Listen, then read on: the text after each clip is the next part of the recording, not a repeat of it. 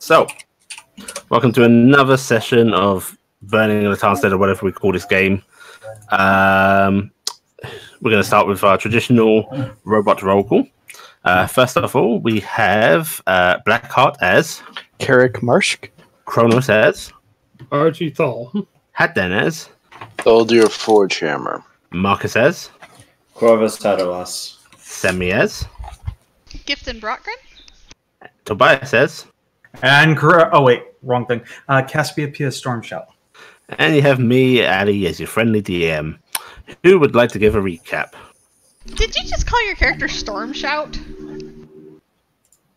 Maybe. Did I? Yes. Yeah. I mentally thought he just said Storm Shawed and just slightly off, but you know. Who's the wrong character there? Cassiopeia Steelshod, who can never remember her second name. I'll do. Okay, you go ahead and take the recap. This will earn double inspiration for this week, one for you and one for the pool, because it's a challenging one, seeing as we had a week between. Yes.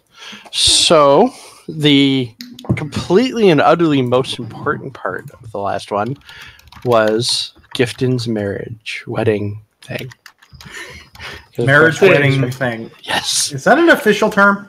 Well, we use the Cassiopeia last name system, so It's an official term then. okay.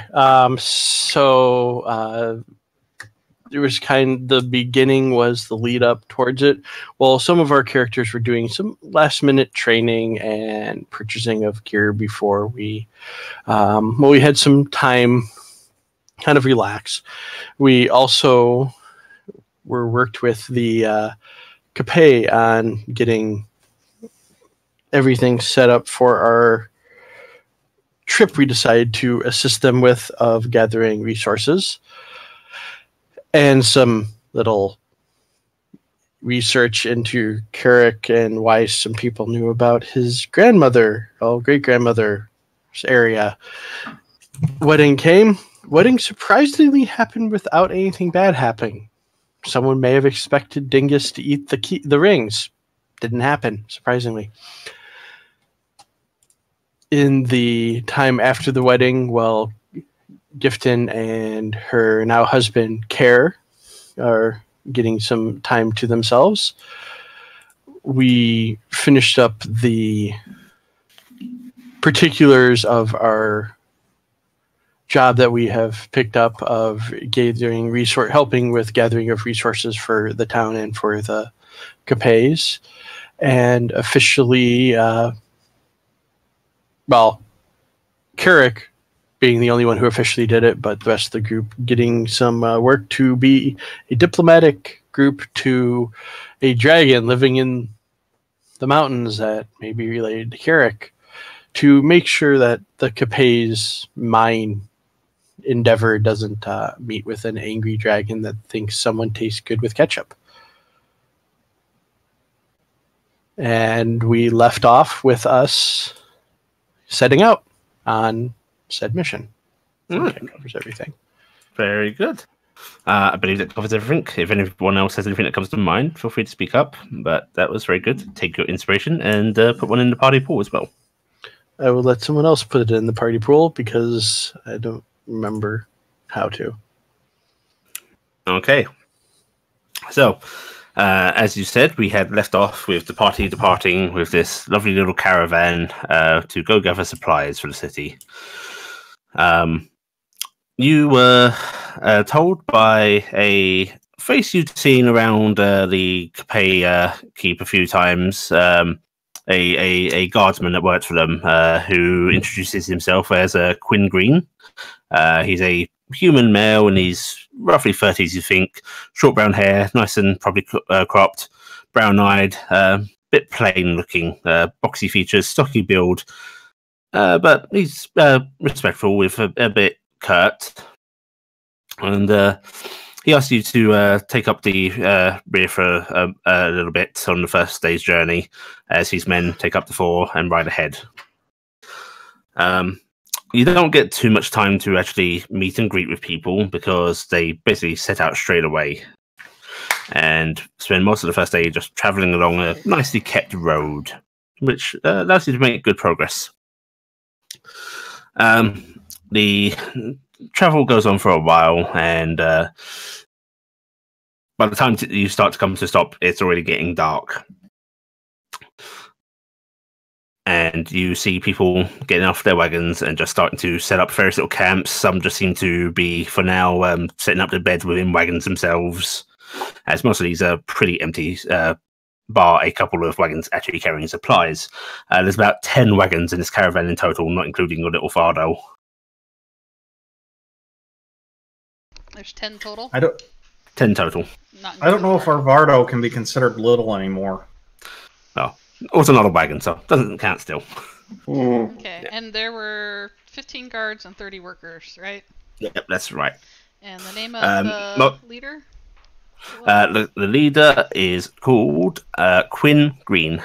Alright, is it spelled green the way I'd think? Green is in the colour, yes. With an E at the end? Yes. Okay.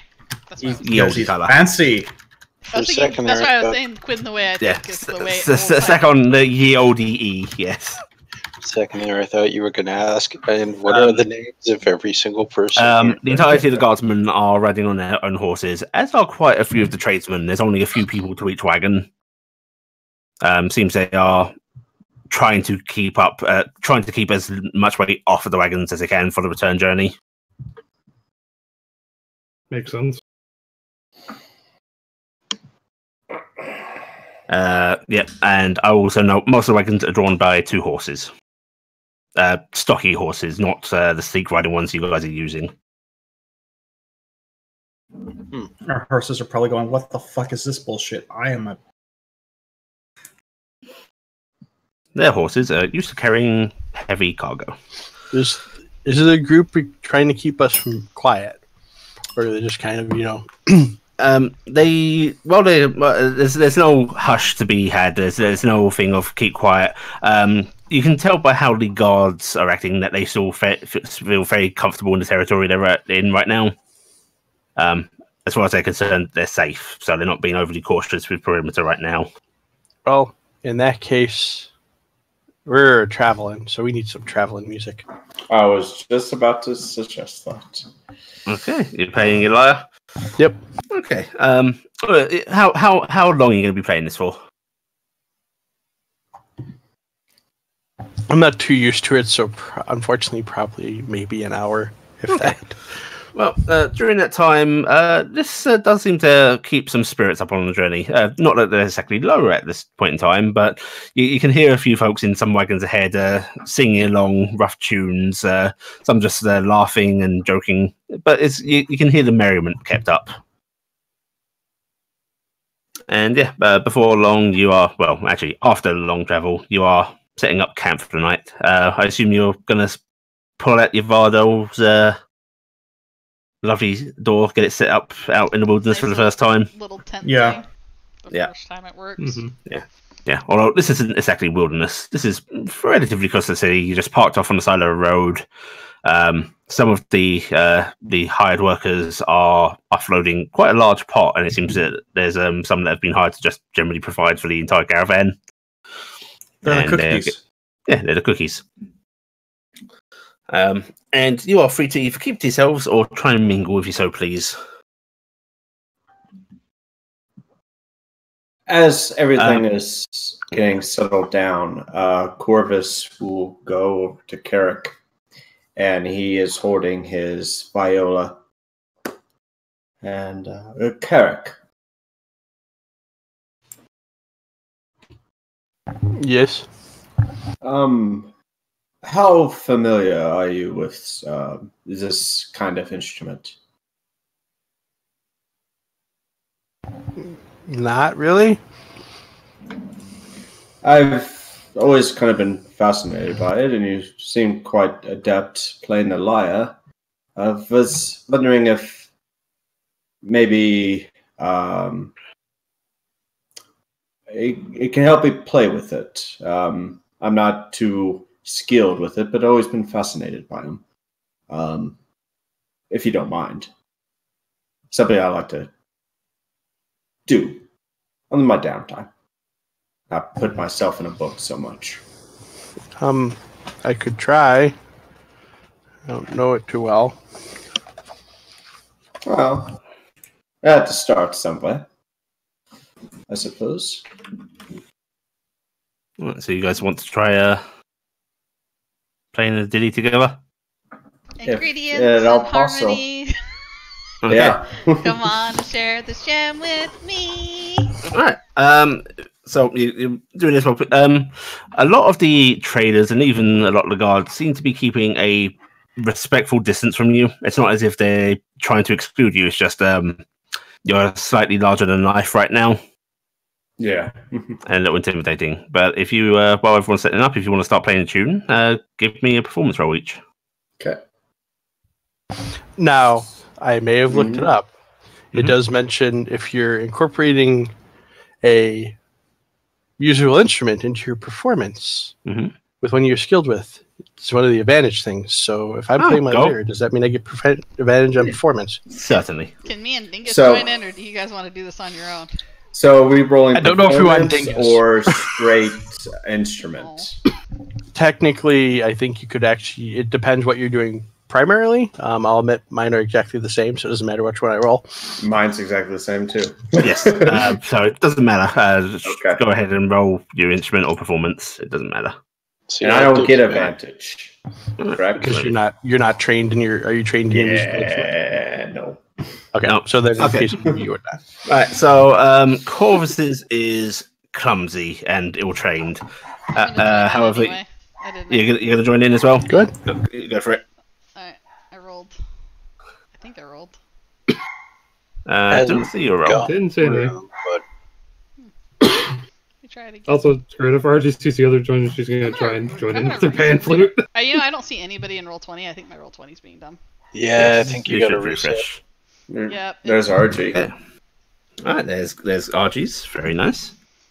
There, you get that back in.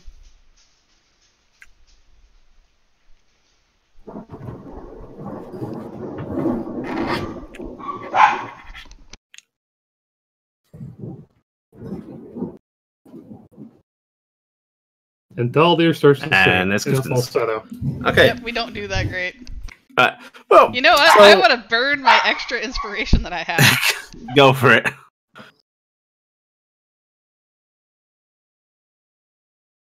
I just tried to roll perception. That's great. Yeah, Hey. very nice.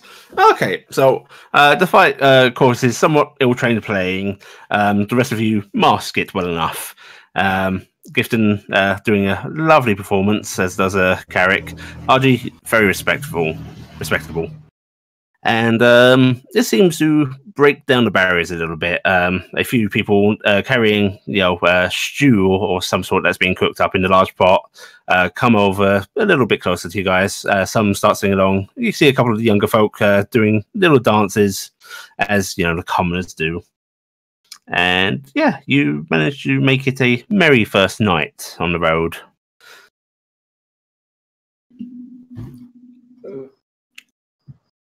I'm going to spend some time hunting and then go to sleep. Okay, you want to go off and hunt some game? Actually, I'm going to stick to hunting for. Yeah, I'm just going to forage. You're just going to forage. Okay, just give me. Do you have a background for that, or are you going to give me a lovely? Yes, I do have a background that should help. Okay, what's that I then? could swear it was on here, but oh, it is. Yeah, it's this one. Because you have. Nope, Yeah, it's not that one. Okay. No. Is Yeah, in you the can Lore find Yeah, it's in food the Lore and fresh water. Yeah. Oh, right. Yeah, there it is. Okay. I know In that case, you Scarborough, I'll say you do this when people actually do start to set up before that cook pot gets going, and you are basically able to bring in stuff to make that stretch further. And basically, none of you have to consume your rations. Yay! But before I eat any stew, though, I'm going to take a couple minutes and, with the assistance of my brave and mighty pseudo dragon, we're going to take one of the apples that I bought, because I bought like 20 pounds of apples before we left town. and we are going to wheel that over to Klopp, but we're going to do it in such a way that we're rolling the momentum of the apple towards the horse, but we're trying to avoid approaching as much as possible. Okay, so I want you to give me a strength check. Okay. I guess I can't use like the wind abilities of thaumaturgy to blow it. No, It's not heavy you can have advantage because Dingus is helping you though. Yeah. It's an interesting form of bowling. All right, you want a strength check? On bowling. See, this is what I should have used my stuff for, but I didn't. Okay, so not bad. You see the apple roll pretty damn close to Klopp, but Klopp, now being tacked up at this point, can't seem to reach it. Oh, too far. Torture. Right. Well, since he seems like he can't get it, I'll be like, okay, Dingus, we gotta get a little closer. So we're gonna go in and we're gonna roll that apple the rest of the way. You're gonna It's a trick. He's gonna try and eat you. Okay, so you go over and you push on the apple again, and this time you're able to shove it into reach for him. And as he reaches down for the apple, you can see those big horse eyes sort of gazing at you as he grabs the apple with his teeth, and there's that happy snorting. Pretty sure this is the enemy, and I'm running away. Yeah. Hell beast, run away. And Dingus meeps as he and you flee from the happy beast who is now munching on an apple. Fleeing back to the Fardo, you can see Care is sitting at the edge of the big opening flap. He's not too happy about the idea of going out, but he seems happy enough to be away from your inner section, little home. Yeah. And as you come back, he goes, "How'd it go?" He took it. I think that's good. I can't tell if that was a happy or not happy, but he wanted the apple. That's good. Well the peace done. treaties will be started. I mean, you sure it's necessary? I mean, you could just stay away from the horse. Yeah, but I just would like to not have to worry about it if things are going weird outside. I guess. One less thing. Yeah. And Kate looks a little uncertain about this whole making friends with the horse situation, but he trusts in your judgment. Cass, what are you doing? Cass is checking over the Vardo to make sure everything is still in good condition. Give because me it's the first time it's actually been out. Yeah, give me an investigation check with advantage, as you are very familiar with this. Okay. Sheet, set to advantage, investigation. Okay, so you start looking over the Fardo, and most of it seems to be in very, very good shape. Seems it's held up pretty well. One of the little joins for the door looks like it might be a little bit loose. You're thinking maybe it's been jarred out, and it needs another little, what is it, little cross brace in it. Okay. Which is something you could easily whip up. All right. I will not do that right now. Yeah. Yes. This will easily last more of a journey. It's just something you're probably going to keep in mind. It's an improvement. Yeah. I has a question of the GM. Yes. Because I didn't catch this, and I may have just been deaf. Is there families in this group? So is there children around? There are no children that you see. Okay. You've seen a couple of younger people, late teens, but that's not too unusual. That's essentially adult for this setting. But no actual kids. But ghost stories before bed. No. I mean, with the guard contingent, you're pretty sure that the territory this is going to be heading into not going to be suitable for children. Okay. Okay. Corvus, what about you? While your friends are playing merry music and negotiating with horses, what are you up to? Well, I was playing the music. Oh, yes, that's right. I was horrible at it, but I was playing the music. Yes. Yes. Do you keep at it the entire time? He wants to. He wants to. I will keep that in mind. Yeah. Now, the other performers. Does anyone try to correct him at any point? I don't know what that is. It's screeching is what it is. I don't know what he's trying to do with it either. So I'm just like. I don't like this human music. How late I'm are they unusual. trying to play? Actually, yeah. I'll let the as Carrick is the one sort of setting off for this. How long are you going on for, Carrick? Reasonable, as people seem to try to be turning in for the night. I'm gonna make sure we stop. I'm also gonna try to kind of guide him.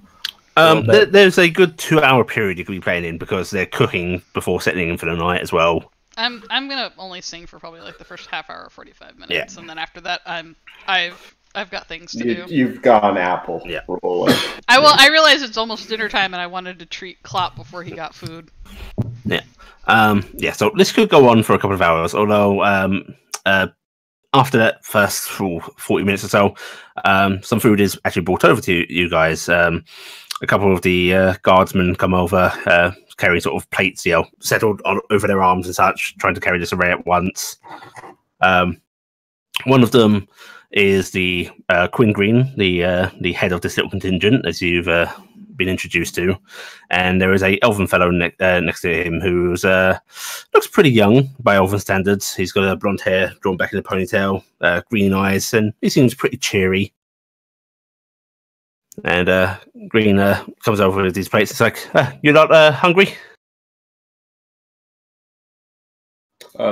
Yes. Thank you. Thank you, sir. Plates are handed to each of you. Gifton, a plate is brought over to you, and it is a full-size plate. And the elven gentleman sets it down and goes, "I hope you've got your own cutlery. We figured this would be enough for you and your husband." Yeah, this is loads. Thank you. Wow. Well, I'm sure your lovely little pet there could finish it off. Oh, Dingus, you want some of this? Meep, meep, meep, meep. And Dingus bobs his head happily. Thank you so much. And- What was your name? Oh, Nerin Amana. Naren. Which Nice to meet you. I will- I'm Gifton Brockgren. I'm quite aware. It's a pleasure to meet you, lady. He was just a blonde-haired elf guard. Blonde with hair with green eyes, right? Yep. And he'll straighten up, and Quinn Green is already sort of heading off now. He's handed off these plates. Doesn't seem to be wanting to stick around. But Nerin, he looks at you, Marcus, and goes, "You've just taken up the instrument?" Yes. Perhaps I can give you some pointers, friend. Oh, thank you very much. My father had a previous life. Well, we've got a long journey ahead of us, so you meet up, and perhaps tomorrow we can make some time. Danke, very much. Thank you. And he nods his head at you and gives you all a friendly wave before he follows along behind Green. Corvus has a friend. And you're able to finish off your meals. You can resume music if you like, but soon after, people do start to settle in for the night. You can see certain guards are staying awake. Even in this relatively safe location, they're at least having a token watch on duty. Now the question is, do you guys want to hold your own watch? I would bring up the idea, I guess, before everybody goes to bed. Okay, go for it. So, obviously, we should probably be watching out for any issues. An extra set of eyes is never a bad idea. Well, we're supposed to help guard them, right? And then hunt stuff? Yeah. Yeah, we are here to assist them in whatever ways we can. Maybe the best would be to follow our usual watch order. And that's written down on our little chalkboard here, yes? I like the idea that you guys have a troll board. I didn't buy a chalkboard, but I did buy chalk. I figure having a chalkboard somewhere there might not be a bad idea. I didn't know you could buy a slate, but yes, that would be a great idea. The watch order used to be Thaldir for first watch, Cassie and RG in second, Corvus and RG in third, and then Carrick and Gift in fourth. Mm-hmm. Yep. If you'd like to maintain that, you are able to do so. Yeah. If we agree. Mm-hmm. I'm fine with it. I'm fine Okay. with that. Right. So, Faldir, you where would you like to be for this watch? Do you want to set up on the front of the Fardo, on top of it, just walk around randomly? I think I'm going to try and walk around a bit, sticking mostly to the general area around where we're set up. But Okay. First of all, I'd like you to give me a perception check, as is tradition. mhm. Very nice. And the rest of you settle in. Where are you all sleeping about in Sfardo? Good to imagine you're getting into bed with Carrick. Yeah. Not Carrick. Oh Is- no. No, I'm At getting a fair. I'm getting put in bed with fair, yeah. Yes. Day later. Cassiopeia, are you setting up your little sleeping bag within the sort of tented bit? Cassie's Toby, that's right. maybe. Yep. Yeah. I'm assuming so. Corva's taking up one of the bunks. RG, Sure. you sitting and She's pretty much just got a couple Trancing. cushions on the ground and just Yeah. dancing. and Carrick another bunk. Wherever I'm allowed, pretty much. Yeah. Okay. Man, you guys have way more bunks than you actually need with your watch order, but I suppose it's nice with Mhm. being able to rotate it at least, Well, it's also or take nice. some off. It's also nice because we have room in case we have somebody with us. Yeah. Okay. Faldir, you wander around, just keeping a general eye out. You carrying a lit torch with you, or are you just going to rely on the sort of firelight of the campfire and just general torches people have at their wagons and shit? Yeah, I'm just going to rely on the general Yeah, ambient light. and everything, and Yeah. natural dark vision. So you peer around and you're being cautious, but there doesn't seem to be much attention. You hear the occasional rustle that you're well acquainted enough to know is just wildlife, nightlife moving through trees and bushes. As you're sort of wandering about, you do get a few nods from the guards that are also on watch. One of them even coming up to you and offering you a bit of looks to be chewing tobacco. No, I haven't done that in a long time, but thank you. Just followed off, sir. And he tucks it back into his jacket and gives you a little nod as he resumes looking about. But you can tell he's not paying too much attention. This is more token watch.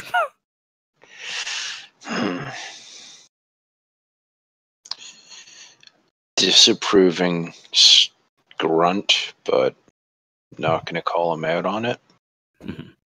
Okay, and soon enough, it is time to wake up the centaur and the elf. All right, I'll say goodnight to Klopp and then head over and punch the elf. No, just nudge the elf. She'll let us know and go, oh, my turn. Yes, Okay. I'll leave you to wake up Cassie. Arjel gonna spring to her feet, go out and just start shaking Cassie's upper half. Yeah, Cassie will be awakened and will take up their position that they please to on watch. RG, how are you handling it? She'll probably do the same kind of walk around a bit. Not bothering with the torch either because dark vision. Yeah, okay, give me a And there's perception check, probably please. enough just general fires running and all that. And well, because Cassie's away, rather than having her, you can roll again, advantage. What was the second time? Oh, Right, lovely. Right, so yeah, wisdom classes, yo. Yeah, you look about and you can see the guards waking up a few of their own buddies, and you don't see anything. Just a nice night air. Cool, stiff breeze, but the fire's near enough that it's decently warm here, and nothing seems to be up. These guards seem to just be hunkering down. They're not quite as receptive for chatter as the other two were because they had to be woken up to do this watch, and they're not happy about it. But soon enough, your watch passes. Well, not you take double watch, so soon enough, it's time for Cassie to go and Corvus to be up. And Cassie settles back into bed. And I'll do the same thing, just shake Corvus awake. No, what? It's Right. watch time. in the Get up. face. Just tap on the shoulder would be nice. Yeah, that's good fun. Ugh. Now It's slap him in the face. fun when I touch Yeah, the bandages too much. And Corvus, when you step out of the Fado, it's noticeably colder. Not to a freezing extent, but the Fado is definitely holding heat much better than you're used to on these sort of travels. Did we pack winter clothes at all? RJ will kind of adjust the vest she's been wearing the whole time to go, I mean, I hope you did. Oh. Wish Great. your gift in mage or something. Yeah, someone will go grab that. He'll come back with his black traveler's cloak out. A little more toasty. How are you handling this, Corvus? Are you going to wander about? Or are you just going to take up a spot to sit? He's gonna climb up onto the front of the Vardo, torch. On the driver's seat? Yeah, torch or lantern by his side. Mhm. Just kind of sit there. Okay. Corvus and Archie, give me a perception check, please. Boop. Oh fuck. Okay, Corvus, you feel tired still. You're sort of hunkered down on the seat of this Fardo, just sort of staring ahead, not really even looking, just zoning out a bit. Thankfully, RG, you're keeping a good watch out, and nothing comes out. Welcome back, Tobes. Your watch passed without incident. Yay! I wouldn't have And, been able to do anything. soon enough, it is time for Carrick and Clifton. RJ Right. go in and just kind of knock on the little door. Ah, the end of the world! Oh, God. Oh, what is that? Carrick, get up. Too early. It's cold. Dress appropriately. It's your turn. Like snowing cold? No, it's My just clothes cold. on, and then Care makes a sort of a feign grab for you to return to bed before, like, you can hear Dingus meeping grumpily as he gets up. yeah, just keep the bed warm, Care. Oh, what? Look for it later. Yeah, Uh-huh. yeah. Slip back out, grab Dingus. Oh boy! Meep. Right then, And- thunder had to happen. And Dingus clambers out your little home and out of the Fardo and into the crisp night air. And then he starts to flap up on top of the Fardo. Okay, I'm gonna ride up on top of Vardo, I guess. And he's going to basically do little circular patrols along the roof. I'm gonna walk around the camp. Okay. This is claws clicking on the roof of the Vardo. It's not that loud. Carrick, Gifton, and Dingus, I need perception checks from you. Hopefully the other two do better.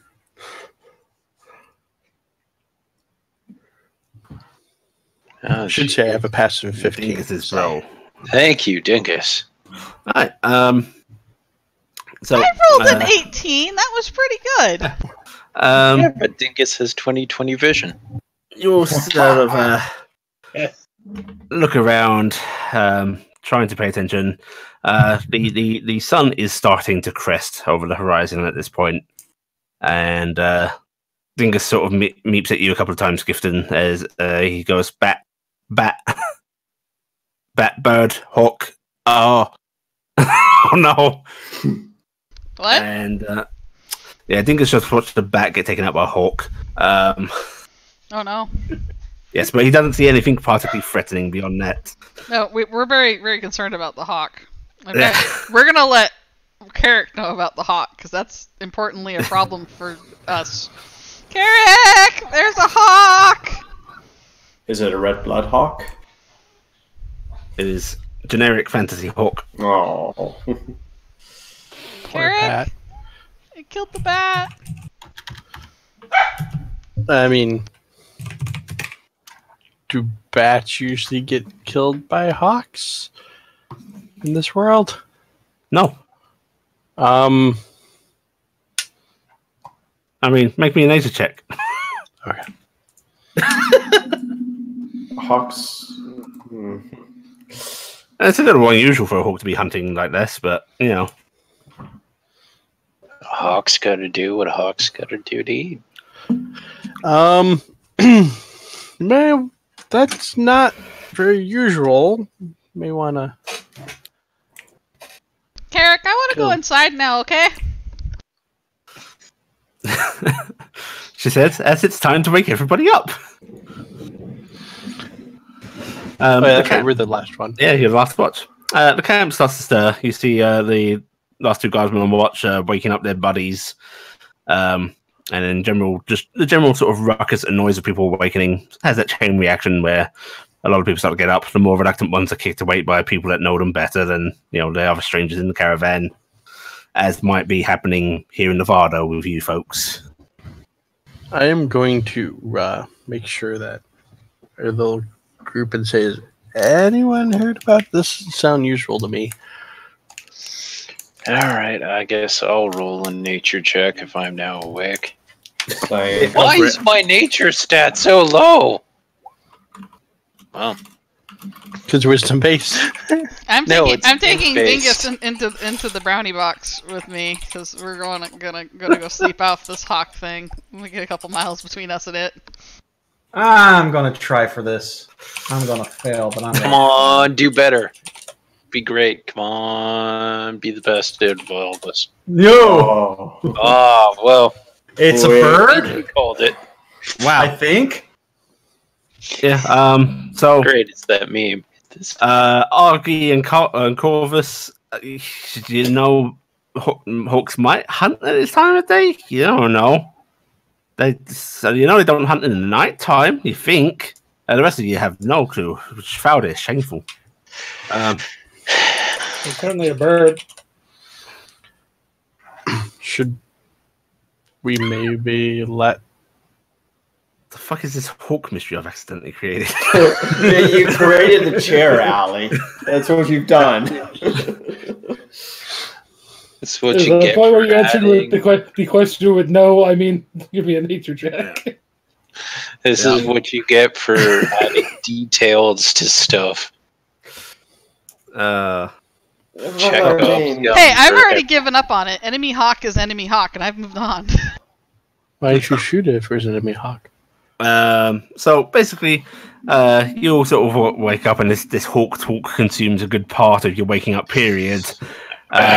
You can see the main campfire where things were cooked is being sort of kicked back into activity. Not literally, it's just being fueled again and prodded and poked. And soon the smell of breakfast being cooked is reaching your noses. And lovely familiar smells of, what's that, bacon? Oh, mushrooms, beans. There you go. I'm gonna go get myself some chewing bacon. Chewing. Hell yeah. Yeah. Some people like to chew tobacco, other people like to chew bacon. Fortunately, chewing bacon lasts far less or far longer, depending on how it's cooked. And over from the cooking fire, Fowdy, you hear a sort of yell directed at you. Lord Fourchammer, you sure these mushrooms are safe to eat? I will go over and take a look at the mushrooms. Yeah, they are edible mushrooms. Are they? Good enough, Are they the ones that I picked? Yeah, they're the ones you picked up last night. Yes. Yes, I am. Okay, And that's great. when we find out Bill the Builder is allergic to mushrooms. And the one preparing breakfast seems to be a fairly young lad. He's in the sort of same guard, the Capet style guard clothing. He doesn't have the full armor on, but you can see the tabard and such, and he has a short sword at his waist. He looks like he's about 16 years old or so, but he's mostly focused on the cooking, not exactly on guarding. He's got auburn hair, brown eyes. He's fairly short. His hair's fairly short, but that sort of short that's out of control, sticking up in places. He's built very, very lanky. He's very, very lanky. Like, you saw Guardsman Henry was lanky, but this looks like Guardsman Henry even less well proportioned. How does he exist? Yeah, it's a miracle, really. Do you have much experience in the outdoors, boy? No, sir. I've not been out before, but yeah, I'm ready for whatever comes at us. You have much cooking experience. Oh, yeah, yes, Lord. Plenty of cooking experience. It's mostly what they have me do. You're a scullery boy. No, I'm a god, sir. There's that sort of look of, yeah, I might be a scullery boy, but he doesn't want to say so. Corvus is standing there tapping his finger on his elbow. It's like, then he reaches a hand out for you to shake, and you can see the sleeve of his jacket sort of goes way too far up his arm. His arm's way longer than the cloth fitted for it. What's it made out of? It's actually a nice sort of woolen fabric. Looks like the more heavy duty winter clothes, but it is very well tailored. It is the proper Capet guard outfit, just not well fitted. They haven't figured out how to make one in shape. I'll shake his hand, I guess. Name's Cecil, sir. And how long have you been a guard, Cecil? I've been in training for the past year, sir. Mm-hmm. Well, welcome. If you ever have any other questions about the food I find, feel free to ask. Yeah, yes, sir. And I'll bring the food over to your group. Yeah, that would be appreciated. Of course, sir. And he smiles and nods his head, and then he sort of resumes cooking. You see him sort of. He's now got a large pan, very large frying pan set out where he's cooking stuff in, and nice metal spatula that he's scraping against the pan. I'm going to ignore that. I'm just going to start wandering the camp a bit, trying to inconspicuously inspect the quality of guard we have now. Okay. So give me a perception check. Yeah. Okay. Okay, wow, very nice. Okay, so mostly the guards seem to be of pretty good quality. You say 10 or so of these actually seem to be pretty well seasoned, just judging by the way they carry their equipment, the state of their equipment, the way they're keeping their eyes out even when things seem safe. 9 or 10 of them seem to be this decently experienced folk. And then there's 5 or 6 newbies who are just relaxed, either joking about, not paying attention to what's going on, or just plain young and fresh. Okay, so it's not as bad as I feared. Yeah, it's not a particularly unusual setup to get the new folks some experience. There's enough experienced folks to look after them, but also they need to go out at some point. Well, in that case, I'm going to go check on the portable forge I have, and then eat some. Actually, before that, with that perception check, as you wander through the camp, keep an eye out, suddenly you catch the sight of something scandalous. What you see seems to be a young dwarven lady. She's currently putting on a jacket, and you get a brief glimpse of well-muscled arms. Tight muscles that suggest they go to good use. She's got dark brown hair done up in braids, bright blue eyes, and the most striking thing to you is the fact she's clean shaven. There is no beard at all. I am so happy with you, Allie. No idea. And yeah, unlike most proud dwarven women, no beard.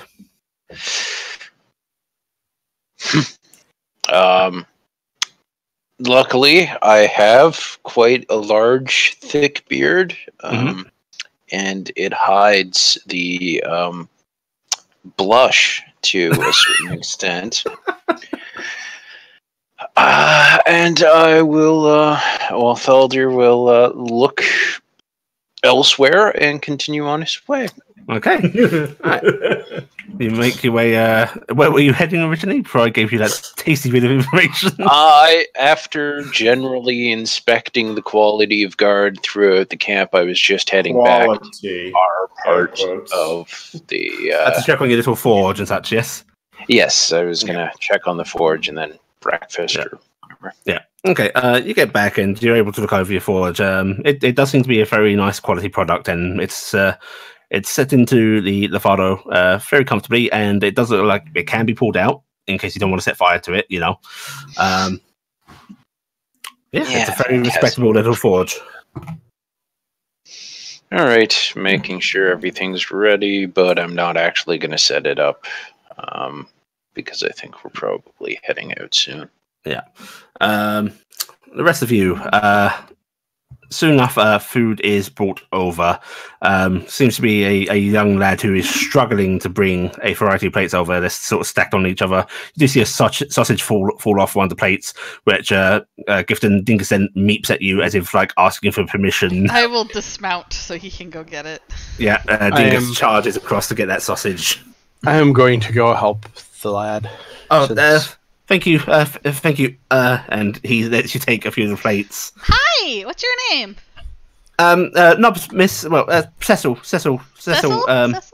Yes. What's that noise about? Nothing at all. Nice to meet you. And you can see he's like legs start to bend a bit, as if he's trying to shrink down to your level. As if, is this the polite thing to do? It's okay. You don't have to. That's fine. It's okay. Oh, yeah. And then he straightens straight back up. Which do you want me to take in your sleeves a bit? As you say that, and he stretches back up, you see basically the bottom of his trousers pop out of his socks where they were tucked. And those are clearly far too short as well. And you mean they're too long? Yeah. Yeah. No, too short. His trousers too short. He is bigger than he pant.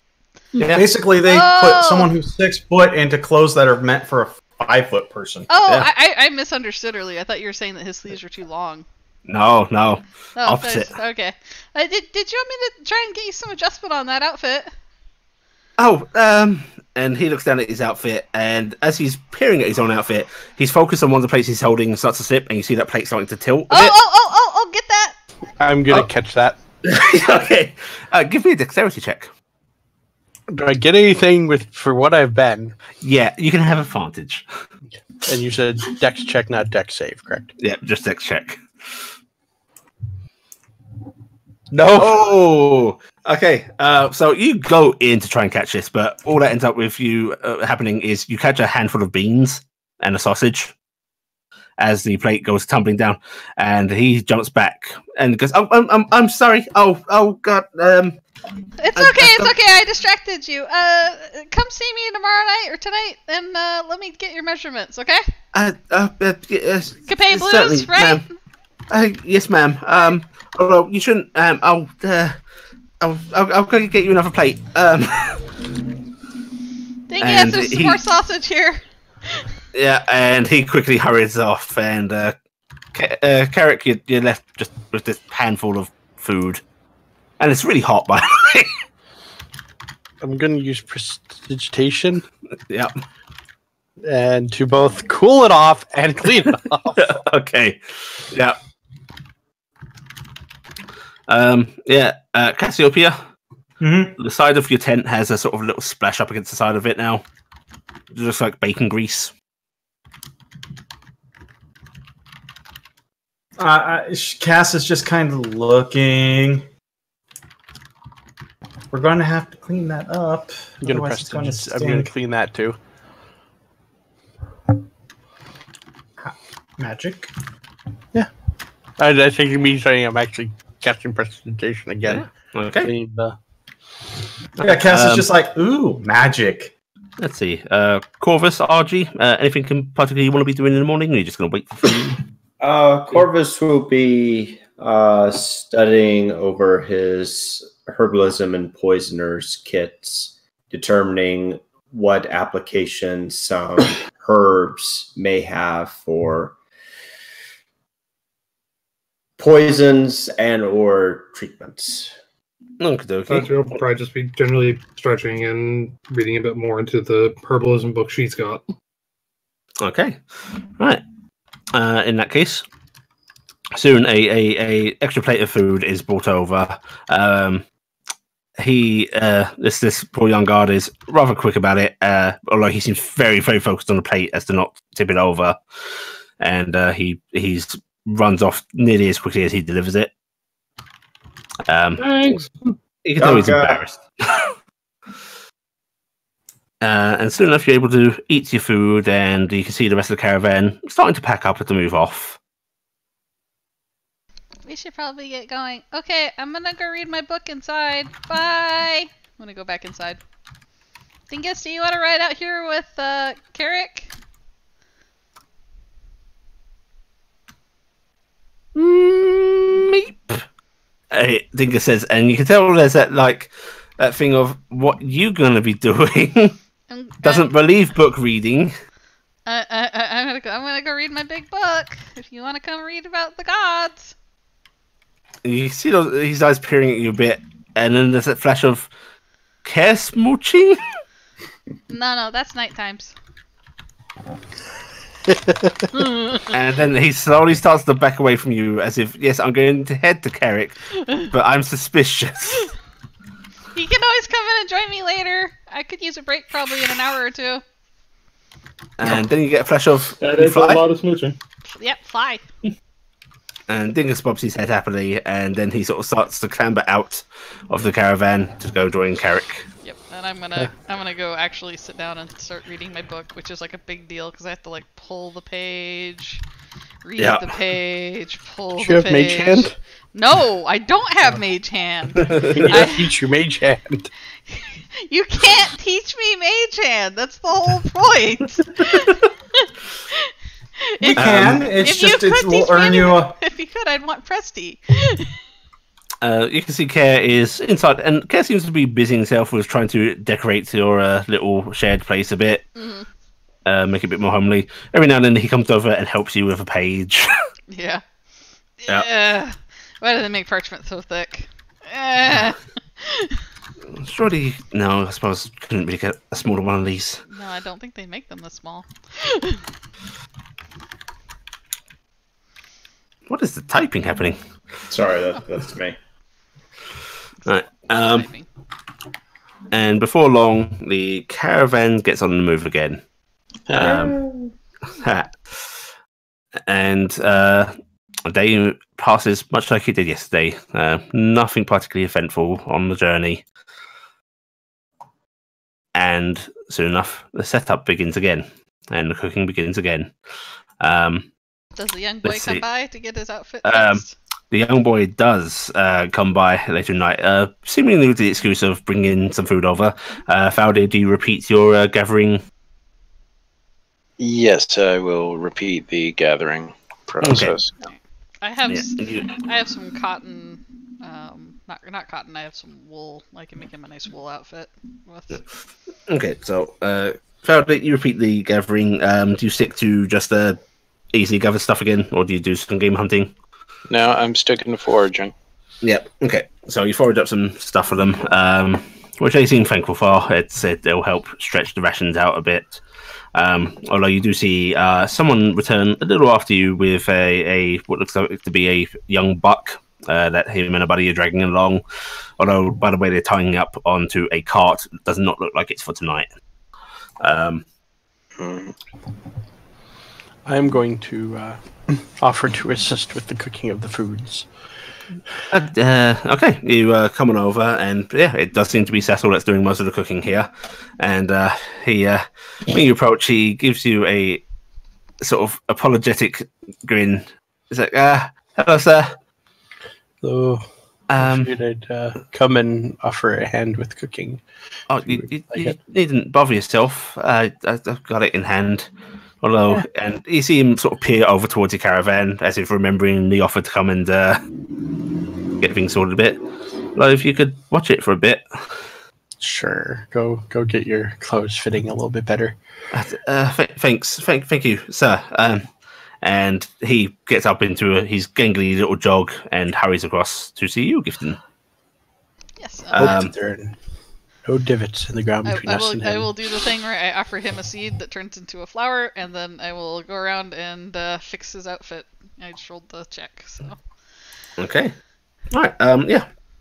You fixing the outfit's a little tricky. You think you could probably add in some extensions of cloth where it's I have enough material. I could just make a brand new one. So I'm pretty. You want to make him a brand new one? I'm just making him a brand new one, but I'm gonna mirror the style. The styling. That's mostly what I'm gonna do.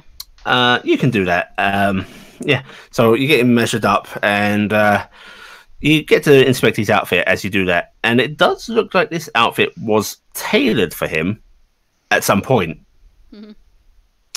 And the poor lad has just had a incredible growth spurt. Okay. Growing like a weed, huh? Yes, miss. Yes. This fit. Not but, what, 4 or 5 months ago? Oh my, really? Yeah. I wish I had that problem. And he looks at you as if he doesn't get it. Why would you wish that, ma'am? Well, I didn't have my growth spurt all at once. It was over a long period of time, and it was really annoying. Well, this isn't all been at once. It's just been a spike. But it doesn't interfere with my duties, though. Well, I didn't say it did. I'm just, you know. I remember when I went through my growing year, I really made everybody salty. Suddenly, I was so tall. She says. And you hear Care sort of saying, just from the sort of doorway of your little home, tallest girl around, in a sort of wistful, dreamy way. Oh my! I'm glad you had a good time with being tall, ma'am.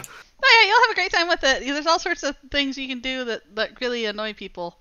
So okay, I think that's gonna work okay. Does it fit all right? You feel fine? Does it pinch? It feels good, ma'am. But how much do I owe you? Oh, you don't. This is fine. I'm doing this for Capay anyway. Are you sure? Yeah. Thank you, ma'am. And well, if there's anything you need from me, just ask. Good old Nobby can see you right. All right, Cecil. Yeah. And he stands there awkwardly within this tent. Yeah. It's part of the Fardo. Which, Cass, I don't know if you've remained in there while this is happening. Mm-hmm. Cass has, and she's been working on little furniture. Yeah. But now he's just standing there as if not sure what to do. Loudly hammer. So, how long have you been with the Capays?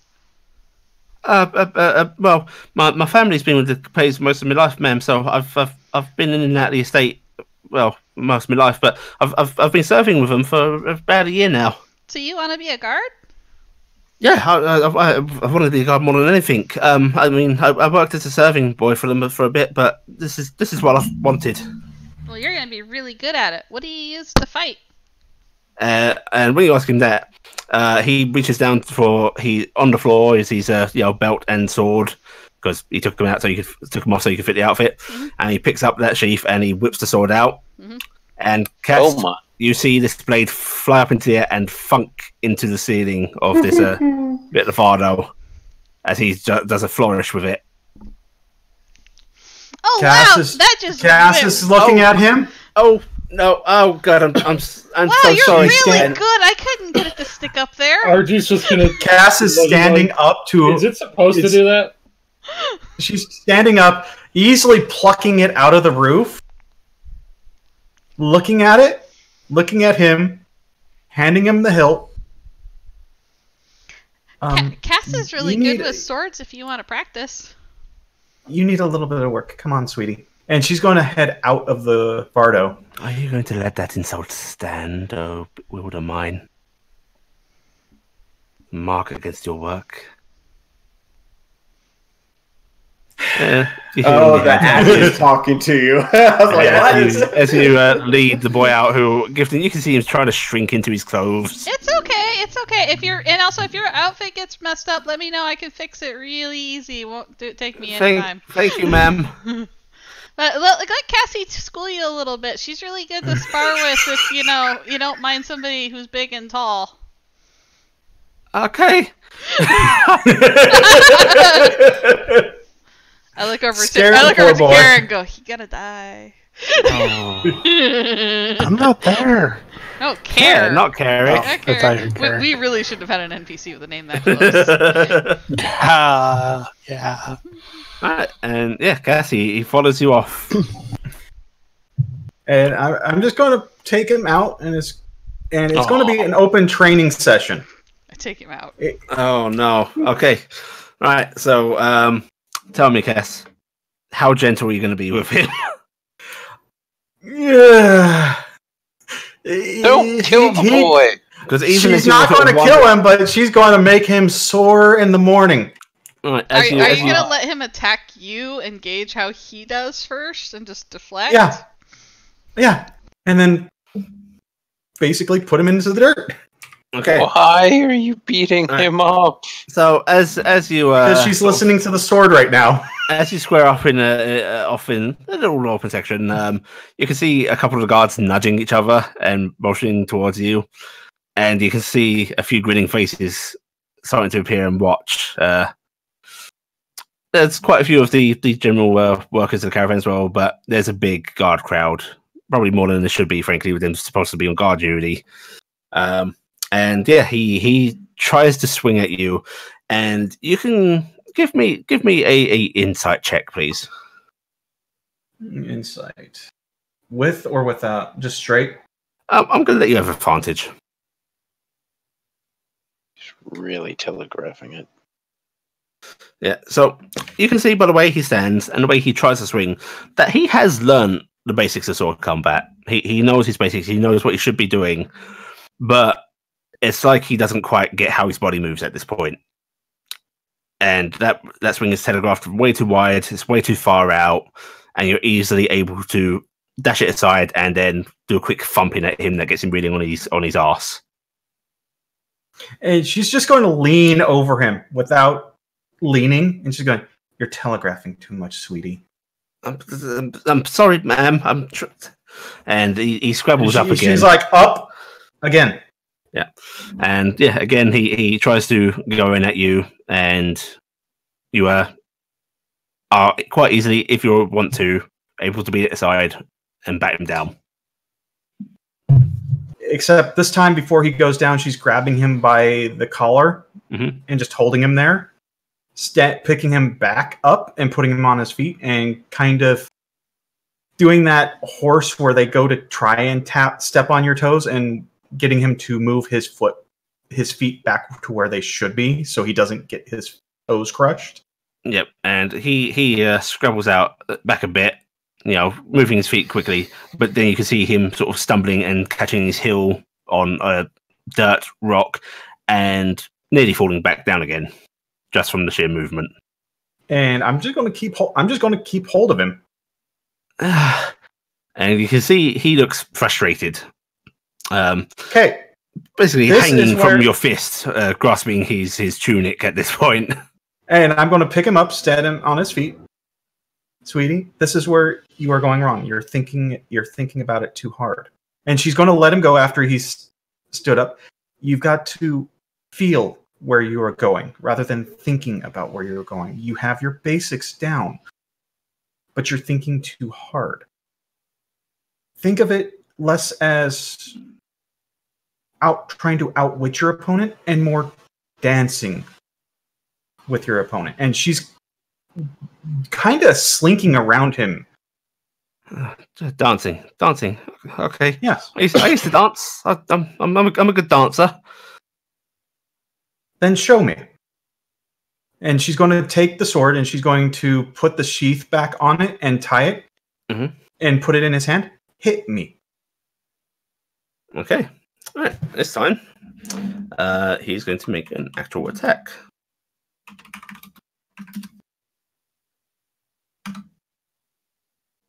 Right. And he comes in and he tries to hit you.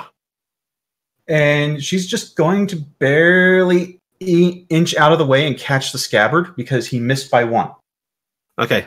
And he sort of stumbles in a bit, and you can feel that jarring, and you almost see his grip loosen on the blade as if he wasn't expecting impact. You're almost there. Again. Okay. And he backs off again. You can see him approach a little more cautiously this time, as he's trying to gauge how you're standing and such. And she's just going to stand there staring at him. And once again, he will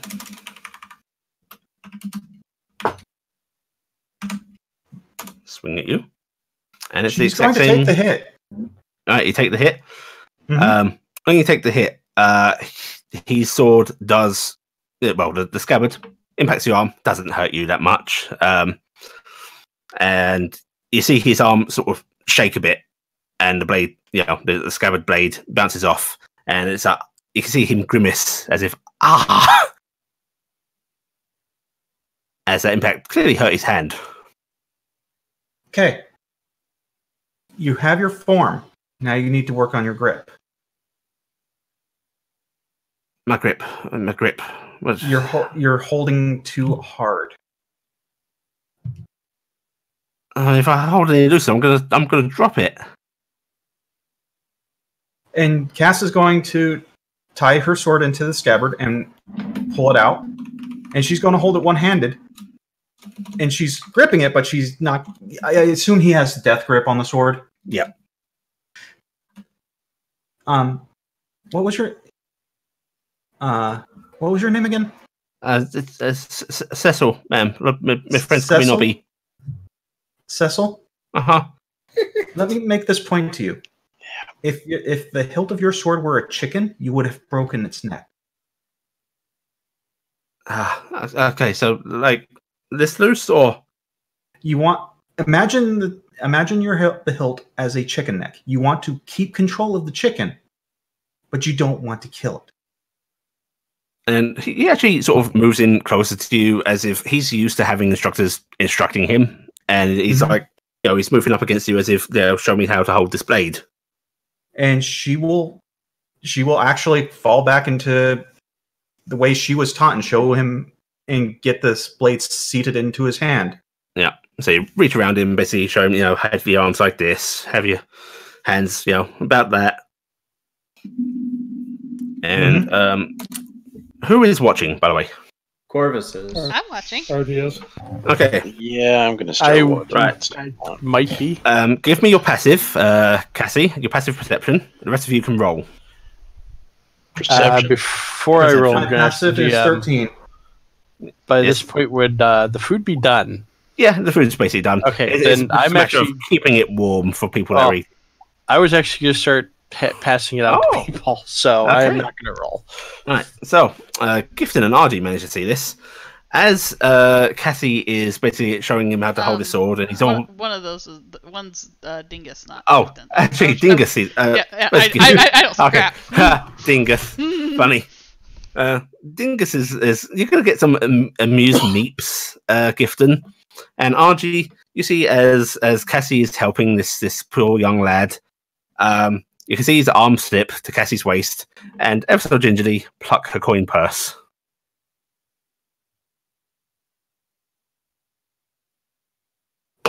RG and Dingus sees that. Okay. Yes, Argy and Dingus see that. Dingus is chirping at me about something that he's amused about. I don't understand. Yeah. Yeah. And he Or sort do you of actually lean over to Gifton, just point and go, "You're looking at the wrong hand." Huh? and with Archie's gaze, you can just see his hand slipping into his own belt and seeming to deposit something.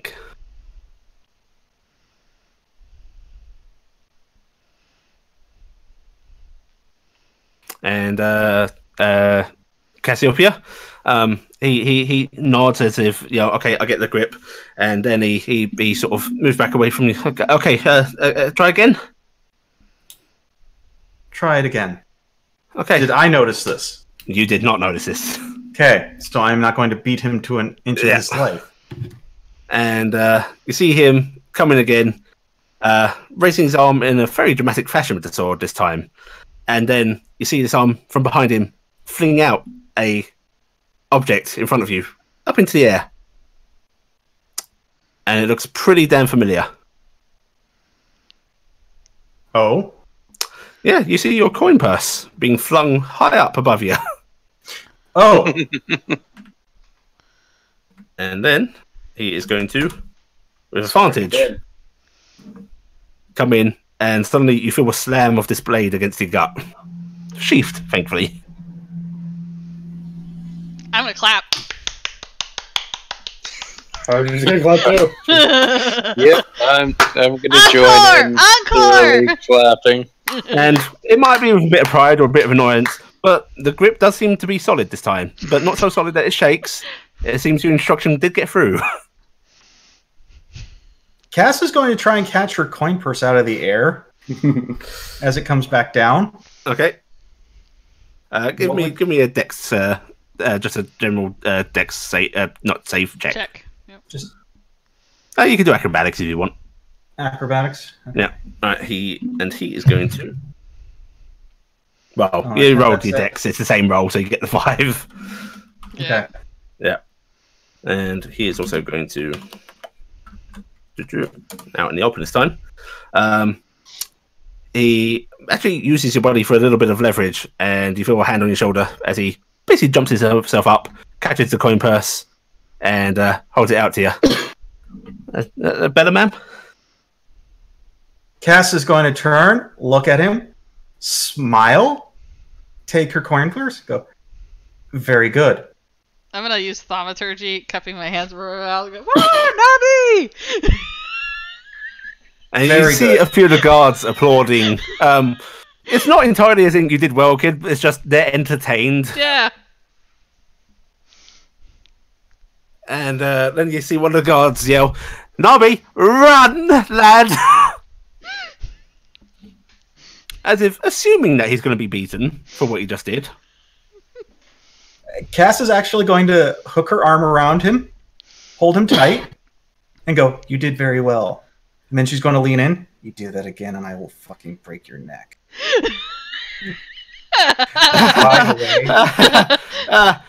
By the way, be glad I'm not angry about you putting a hole in my ceiling.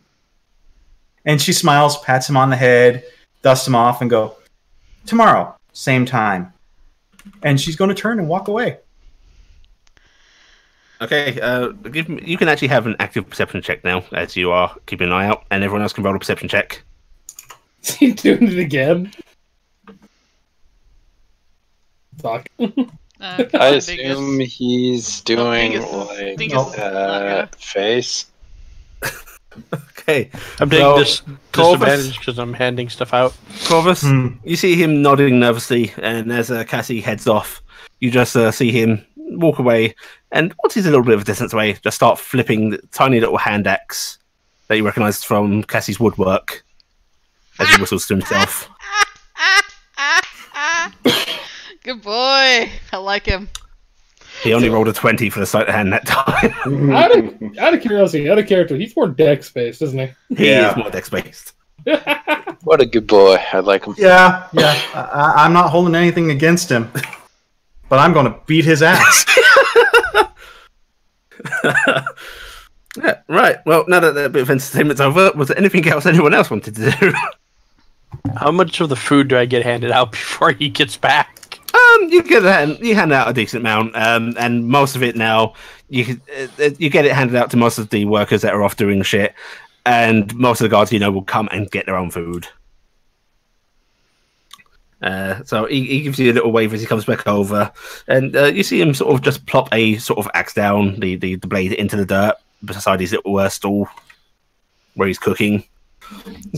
Thanks for watching the pot for me, Mr. Mask. You're welcome. I know you didn't get that from Gifton because it's way too big for her or her husband. Oh, yeah, Miss Stillshod, she must have dropped it on the dirt. Do you want to take it back to her?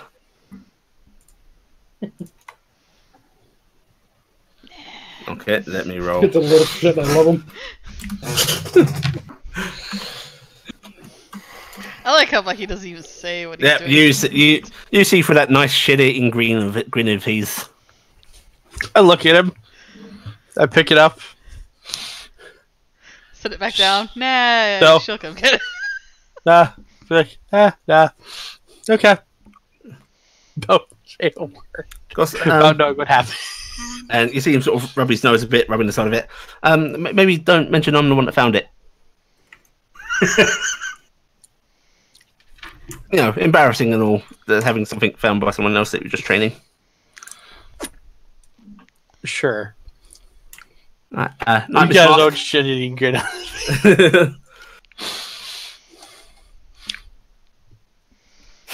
Okay. What was that last part? Sorry. And he just went, okay, night, Mr. Mask. Night. Night? Well, it is night. We mean, just made dinner. Yeah, this was the end of the day. Yeah. That all I thought this was happened. the morning. No. We the- did We that. already did this morning. You've already been on the road and done. I read Oh. books. Yeah. Right, and I was studying. That's right. Yeah. Okay. Okay. Right. Okay.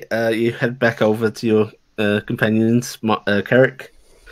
Do you reveal all the secrets? So what? By the time I get over there, what is Cass doing? Cass is actually looking at the hole he created. I can fix that. There isn't much of a hole. There's just a slight split running along the grain of the wood. Cassie, if you can lift me up there, I can use mending on that. Cass will lift. We'll just let Gifton ride her hand up. Yeah, I'll touch it and task mending because I'm pretty sure I can fix it with that. It's probably not that big of a hole, so I can do like what up to a foot of damage. I think. Let me look. Mending's What, pretty mending? awesome. Yeah. Yeah, 1 There you foot in go. any dimension. So yeah. Yeah. So I will fix it. All better. See, no harm, no foul. As I come in, I'm gonna put an axe on the table. Sounds like you dropped this, Cass. Cass is looking. Okay. Sounds like you dropped this. That's a very odd way to say that, Carrick. And checking your sort of little loop tool belt thing that you have when you work in Cass. It's yeah, that's yours. Must have slipped out while you were trading. Oops. And Cass just has this slight. Which is weird because you have like a button that is over that. Gotta be more careful with that. You Hmm. never know when you might lose it and step on it. Yeah, or it might hit me. I don't like that. That too. That would be a Cass bad is just day. going to go. Oops. Sorry. But I thought I had it buttoned. Well, And you know. Cass, Must have been doing something too vigorous. Oh my. Cass, you can sort of hear and feel in your mind that thing of you should have put the boy in his place.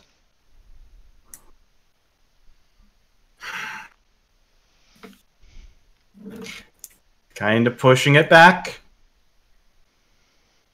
Kind of pushing it back. And it quiets.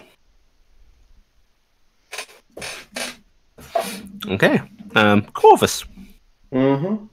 So you spent a lot of time going through your little poisonous kit and your herbalism kit. and there's a little bit of overlap, but you need some pretty specific stuff for both of them. Yeah. But the camp is stopped for tonight, and while this isn't the richest area for herbs, you could check if you so wished. Yeah, he's going to check before the sun goes down. Okay, so you'll head on out, and let's see. What are you going to actually search for? Because you need to be a little specific in which kit you're trying to supply. Yeah, I understand. So nature with poisoner kit, nature survival, working with poisons enables you to acquire lore about plants and animals are poisonous. Yeah. So he's going to be using the poisoner's kit for this. Using the probably nature. Yeah. So if you want to go ahead and give me a nature check, I will set the DC based on your poisons kit. Okay. Very nice. Okay. Yeah, you sort of head out into the woods. I assume you take a torch with you. Yeah, well, he has the lantern of revealing. Okay, so you take that. Yeah. Right, so you head on out with that, and yeah, you're able to eventually find a couple of plants that, while not the most potent, you believe could be refined into a toxin of some variety. Perfect. And you're able to gather up a little bushel of those. Looking over them, you know you don't want to be touching the underside of these leaves. He always wears gloves. Okay. Right, and where are you putting those? He has a sack that he bought for this. Okay. So you put them into their own little sack? Yeah. Okay. Right. Well, you're able to do that. It takes you about an hour's worth of searching. But you're able to do that, and by the time you get back to the camp, it looks like people are starting to settle in for the night. RG and Faldia, anything particular you wanted to be doing? I did probably just helping set stuff up around the camp and generally just keeping active, and then probably settling with her book to do more research in the herbalism thing. Right, going around the camp and helping set up, you manage to get a bit more chatty with a few more people. Most of the work contingent here is human. There's a few elves mixed in, and it seems only the one dwarf, nice young lady it seems. You see her sort of doing the good old whetstone sharpening of an axe blade, looks like, and judging by the size of the axe, probably for lumber cutting. Makes sense. Yeah. As you're going about the person that needs the most help, even just getting about, is this very, very elderly human man. He's got long grey hair, and he's actually pretty hunched over at this point. And as you come across him, he seems a little lost. You see him sort of looking about the camp and just going, oh no, where was it?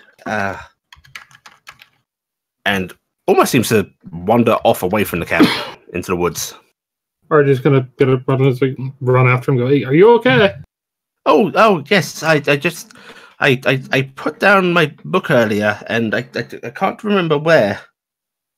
What was the book? Oh, it was what was it? It was Ardenfall's 27 Remedies. It's a lovely book on herbalism and the lovely medicinal plants that can be used to heal and cure, and all that good stuff. Who are you? My name's Argy. Argy. Yes. Oh, Argy, my old friend. Yes, could you help me find my book? That is happening. Perfectly normal. Archie, my oldest and dearest friend. Who the hell are you? Yeah. And it's like, I don't, but like, you're with the caravan, right? Yes. And I was staying in. Oh, where's my wagon? And you see him sort of starting to look about. I don't remember which one. Oh, here, come on. Someone sure to remember which one you're from. Come on. And she's going to kindly start guiding him that way. You start to guide him back towards the actual caravan itself, and you see one of the men currently sitting eating glances up as you come over, and then he stands up and is like, "Oh, Ward, what are you doing wandering off?" Look for his book, apparently. Yes, Rory, have you seen my book? And he says, we didn't bring you a book, remember? We left them back at home, but we're just here to gather plants. Oh, all right, yes. So my book's not here. So sorry about that, Arby. And he sort of like pats your hand a bit. I just looking, just kind of shrugs. It's ballpark. And he not literally, but you see him sort of starting to gaze about again, and the man that was speeding through sort of stands up and comes on over, and just takes his arm. He's like, "Let's get you sit down with something to eat, Albie, yeah." And he gives you an apologetic smile. RG's like, "Sorry, took my eyes off him for a moment." Yeah, it's okay. He's got him before he got into the forest. No, I'll keep a better eye out. They didn't cause you too much trouble. It's fine. So just waves like, yeah. He's and he sort of nudges him towards the seat he was just at, and you see this old man settle down and pick up the food's plate and start eating. And this young man looks at you again and goes, "Name's Baxter, Rory Baxter," and he reaches a hand out to shake. Good to meet you. I'm RG. Don't think bad of him. His mind's wandering a bit, but he's still sharp as anything when it comes to, well, what we're out here for. Yeah, honestly, people get old. It happens. Yeah, it does. And you see a look of sadness on his face as he's looking at this man. So sorry for the bother. That's okay. And he gives you a little nod. Arjo, give him a nod back and then go back to helping. Yeah. And he goes back over to the man and sort of just crouches down beside him as he eats. Right. Let's see. Anybody else has anything they wanted to do? I'm going to take care of all of our horses, but especially Klopp, or at least make sure they're well taken care of. This is night 2 of Klopp's getting an apple. Okay, are you again trying to roll from a distance? I'm gonna roll from closer, given that I know that he's tethered. Okay. I'm giving that information to myself as I think I can get away from closer now. Okay. Right, so give me another strength check. Alright. Moments out, he's not tethered today. Going like, oh man, did I? If Dingus is helping you. Yep. Okay. All right. Okay. This time you managed to get the apple rolled at the correct velocity, right amount of force into it. Yep. And it rolls right to within Klopp's reach, and you see him lean down, pick it up rather gingerly with you know how horses use their lips. Yeah. Yeah. And he sort of bobs his head up and down, holding this apple as if like showing it off. Yep. And there's that happy snorting again. I go, okay. The piece is kept. And the patty. And then the teeth chomp onto the apple. Oh, that's a threat. Leaving. Hurry. Splitting it in half, and as you go to leave, you sort of turn about and start heading off. Suddenly, there's half of apple down beside you as you're wandering away. Oh, he lost it. I gotta take it back. Fowdy, are you watching these proceedings? Let's say I am. Yeah. So it's a little unusual for a horse to do. You saw him sort of bite this apple in half, and then drop the half that was in his mouth, pick up the half that's already fallen to the ground, pick it up again gingerly, and just toss it with his head towards Gifton. I'm going to attempt to return the apple, again trying to stay right at the periphery of his reach. Okay, a little harder this time because it's no longer a good rolling shape. No, I'm not rolling. I'm gonna push. Yeah. All the You're way just up. gonna push it gonna into push his it. reach. Yeah, I'm gonna push it. Are you making which side is up? I guess I'm keeping the side Doesn't that's matter. the side that's like It does. I'm trying to keep the side that's not peeled. The peeled side down, hopefully. So Yeah. I'm trying to not Okay. mess it up. So any worse than it already is. So I'll just do that, and I'll. Right, so you push it back into range, and again, that great big head comes down towards you, Yep. and the nose nudges against the apple and tries to push it back against you. Oh, is this for us? And there's that happy snorting. I like the dingus. We're taking the apple. Let's go. Dingus looks at Apple, and then he looks at you, and you get a flash of Apple. Okay, Guess we're taking the apple. and Dingus chomps onto the apple and starts to drag it about. Yeah. And Faldir, you see Klopp look over to you, and then he reaches down, picks up his half of the apple, and then just sort of holds it a bit jutting out of his mouth, pointing towards you. This horse is smarter than we are. I don't like it. We are freaking doomed. All I can think of is, you remember the videos where they gave llamas apples and they sat there trying to chew them forever? I want to believe that's even though I know horses are more capable than that. I will approach and take the apple. Right, you take the apple, and you see him sort of toss his head about as if, "Yay, you understood. Good job." You certainly are an interesting one. Well, apparently he doesn't like apples. I don't know what to do with this information. Gonna have to go to the honey sticks next. Right. I'll pat the horse. He pushes his muzzle against you affectionately. Make sure he's got some feed ready and everything. Yeah, you get him all sorted out, and he seems happy enough with his feed. And then I will apple from horse mouth. I will walk with that in my hand and go back toward the Vardo. Okay, you head back over to the Vardo. And then you're gonna offer it to Corvus. Well, I was originally going to just offer it to Dingus, but that is a good idea.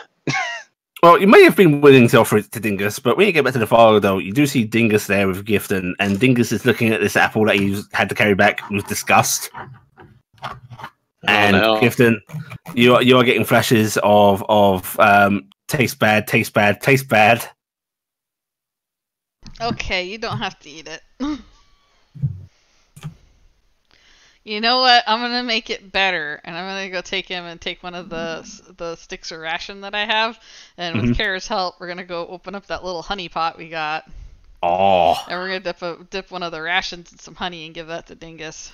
Okay, Dingus is very excited about this, and he doesn't like chew on it. You just see him sitting there for ages, like clutching this with his wings awkwardly, licking and licking and licking and licking and licking. Even when you think that the honey is long gone. You gave him peanut butter. Yep. Well, in that case, I'll offer it to Corvus. Corvus, you can see the fucking horse alive on this. Corvus will slowly pull down his mask and then go back to work. Yep. So is that a no? Yes, that is a no. Oh, yeah.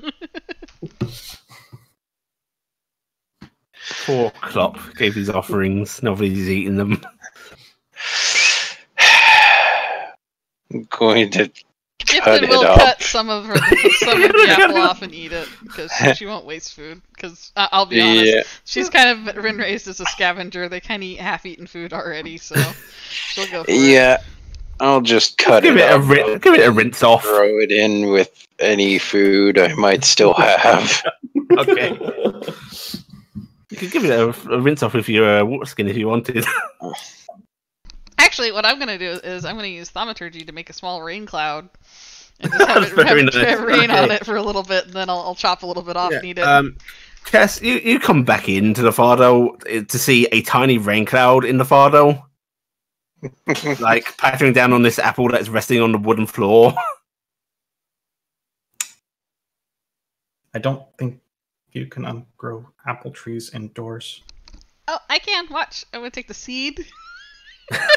God, don't sprout. I can make it sprout. Yeah. I can't do much So more. not only is the floorboard getting soaked by this tiny little rain cloud, there's now a tiny little sprouting coming from the apple.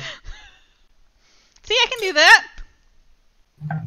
Can I grasp this rain cloud by chance? I don't see why not. It's a cloud. You could. I don't think you can grasp it so much as you can smoosh it. Disperse it. Yeah. So you kind of wave it You away. waft it away. Yeah, I'm just going to try and rain clouds stay outside. Shoot it outside. Yeah, so you're able to shoo it away. Your hand ends up pretty soaked in My the process rain of doing it. cloud. I don't know why, but I could just see someone out in the main thing. Just see Caspian Pia shooing this cloud out of the Vardo. Just like, what the fuck is going on in there? Yeah, and soon enough, all of the antics start to die down as the camp starts to settle, and you're all able to settle in for the night. And yeah, your watches repeat. Not going to make you roll again because nothing's going to happen. No. But something may have happened earlier. I wouldn't have made you roll for no reason. Yeah, Cass got outwitted by a cadet. And that's how your night goes. And the next day is very similar. You get going in the morning, you stop traveling by evening, you set up camp, you eat, watches happen, and then the next day it's much the same. Although now the terrain is getting noticeably wilder. You are at this point off the nicely made road. This is barely even a track of any kind. You are traveling over just wild ground now. Thankfully, relatively smooth plains, but it's not exactly easy going on the wagons. There is a lot of bouncing about. And yeah, this does feel like wild territory. Faldir, having been keeping an eye on the guards and such, you notice that they are paying a lot more attention now. Even the new bloods are a little on edge at this point, whereas the older ones, well, not on edge, are cautious, notably cautious. Good. Yeah. The general chatter and merriment that goes on for the day is dimmed down. The entire caravan seems to be at a lower tone. And when you finally stop for the night, you can see in the distance, not too far, a vast forest of trees and going up into very, very rough hill land.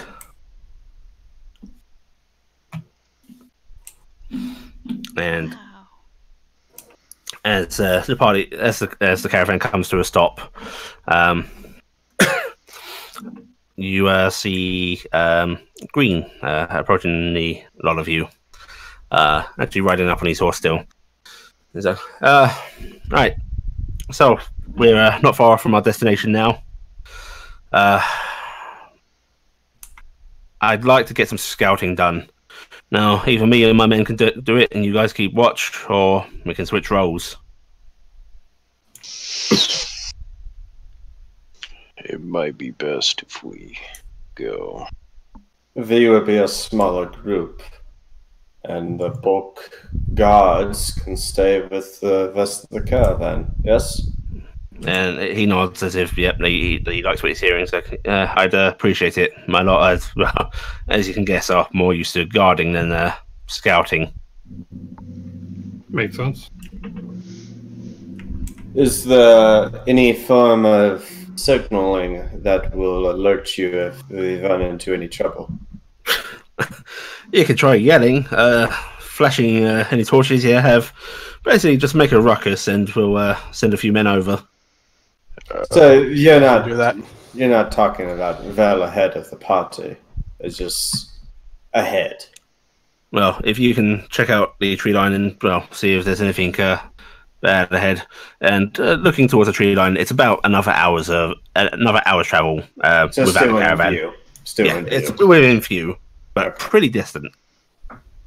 We'll determine details and get back to you in a moment.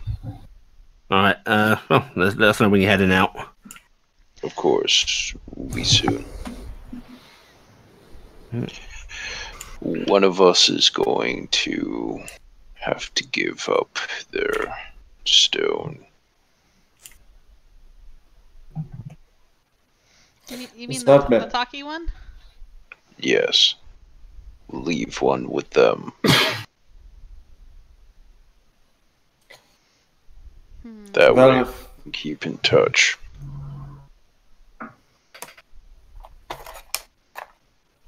I will do that. I tend to stick with the group most of the time, so it's not like I'm going to be disappearing. Corvus Alright, is suddenly so kidnapped. Corvus is the first person to split off from the party. Yeah. I was actually Thanks, gonna go. I can Lily. give mine, but I'm usually up in the air, so that's not good. So, And I can outpace just about anyone, so... if that's how we're gonna do it, I need to do something really quick, and I'm gonna duck in and see Care, and I'm going to give him my sending stone. Oh, are you heading out? Yeah, we're gonna do some scouting. If anything happens and we're cut off, you can use this to talk to my mom. She'll get word to Capet, okay? Yeah, he looks at the stone, and he looks at you, and he drops the stone and pulls you into a tight hug. He goes, "Well, don't let anything happen to you, okay?" I won't, but even if something happens here, okay? You know, Okay. Take care of you. Yeah, you'll be safe, darling, okay? I'll be safe. Okay. Yeah, and he gives you a kiss and squeezes you Squeezy, tingly. Dingus Yeah. gets super jealous, stuff like that. Yeah, you can see Dingus sort of glowering a bit. Yeah. Yeah, I'll give Dingus a big hug and a kiss. Oh, you silly. And Dingus's head like sort of tries to go under you as if like, yep, get up on neck now. We go. Yep, we're going. And Dingus hops out to rejoin the rest of the group. Yep. So who are we leaving it with? With Green? Yes. Yeah, Corvus will go over to Green. Okay. Okay. You can see Green directing his men to actually set up a proper perimeter now. And as you come over, he turns his torch towards you and goes, Mr. Adoles. Yes. You, We'll be heading out? heading out, but we determined a good way of communicating with you. This is a Syndic stone. Are you familiar with them? Oh, yeah, I'm familiar. Staldia has a relay box, so if there's anything that you need us to know, it'll go to him, and he can communicate with you. And he takes the little handset from you. He's like, "God, it's a bit more than a sending stone." It's a little bit fancier. It's from the elder brother of Capet? No, the middle brother of Capet. The middle brother, okay. Yeah, my Lord Capet. Yeah. It's from Well, Callum Capet. Gave us it. best of luck to you all then. Hopefully you don't find anything. Indeed. We'll head off now, I suppose. Just make sure you do keep a good eye. These aren't friendly hills. I'm sure with a lot of us, we'll be able to do that. Yeah. All right. I'll see to my men then, and he heads off to start addressing his men. Trusting you guys. Why do I make head and hand motions, and none of you can see it? It's okay, I do it all the time. Yeah, I am always doing it. Yeah. It is the existence. It is basically, if we were all comfortable enough and had suitable enough webcams, we would all be gesticulating at each other and doing stuff, but we don't, and some of us aren't. And I'll be honest, I'm in my PJs and screw you guys. I don't trust your GM to have a webcam going at me without asking what's behind me. Yeah. Right, so how are you guys heading off? Are you taking your horses? Are you taking the Fardo? Are you going on foot? I'm not taking a horse. I'm not taking a horse. Dingus is. rough terrain. Dingus is taking a horse. Whee! The terrain does start to get a bit rougher towards the forest. You can see, it starts to get hillier, and you guys know forest well enough to know that it does start to become a bit of a dangerous tangle if you're not careful. Oh, Corvus has a horse. Yes, Corvus has a horse. Everybody has a horse except for Gifton and Cassiopeia. Why didn't we get Cassie a horse? Because we couldn't find one she's big got to enough. find a boyfriend at her own pace. Yeah, I know she caught the flowers, but Or It's a gonna be girlfriend. pretty hard Don't to judge. find a mate at her own pace. She's pretty fast. she is really But fast. she could find a gelding. Could be none of the above. Whoa. Oh, Whoa. Oh, wait, no. I was thinking Gelfling.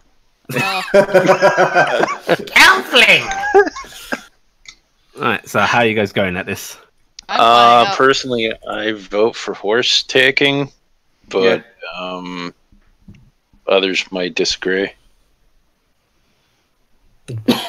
I was thinking, given that it sounds like the terrain goes bad away soon, it might be better going foot, honestly. Well, I'm just Yeah. wondering, we might cover faster because we're supposed to lead ahead of them, and they're with horses. We're supposed to be outriders. Yeah. Mm-hmm. And even if the horses fair go enough. slower, they're still going to be faster than our slowest person on foot. Fair. Yeah. Even if you've got to leave the horses a little out of the woods. Yeah, I guess taking the horses, and we'll have to deal with it if that stops being a good idea. Mm-hmm. Okay, right. So you get your horses unhitched from the Fardo, as I assume you're not taking that with you. And you getting up on Klopp, Valdir? Yes. Okay. Klopp actually does something that's pretty unusual for a horse to do when they're not actually prompted and trained to do so, which is his forelegs go down, and he actually lowers himself to make it easy for you to get on. Fancy. Aw, he's a good boy. Yeah. It's a devil-touched horse. Which Addie has only ever had a horse do that once in her entire lifetime. I have seen a horse do it 2 times total, and one was at a fair, and one was a friend's horse that really liked them. And was trained. Thaldir will pat Klopp and then mount up. Right, so you'll get up on your horses. And everyone, would you tell me your horses' names? Boss Hoss. Boss Horse? Yeah. Usalor. Usalor? And what about you, Corvus? What's your horse called? Honestly, I haven't even considered Corvus's that. I've been horse? too busy. Corvus's horse. Horse. Horse. Get me off horse. Horse. Hoss. Hoss. We'll do Dingus. Hoss. Oh, that's good. No, Okay, you have boss horse and boss. The hell is Actually, my horse? Corvus, I know what you call your horse. But- Cassiopeia. I think he'd rather live. The horse's name is No Stop. God damn it! I said stop. 9! 9! 9. Right, so you all get up on Dan. your horses No, that's nay, not nine. and you start heading off towards the forest. As you approach, this is way more packed than most of the woods you saw around Tarnstead. The trees around Tarnstead were a bit more spread out, pines and such. This is a far more densely packed. I don't know if you guys are familiar with most traditional European forests, but I am. yeah. As you approach, you see there's not much clearance between each tree. There are bushes and brambles scattered about, and even the terrain under you is starting to get some divots, rough patches of ground, rocks hidden in grass, and you're having to go at a slow pace. About half hour into your journey, you're having to slow down and watch your horse's footing.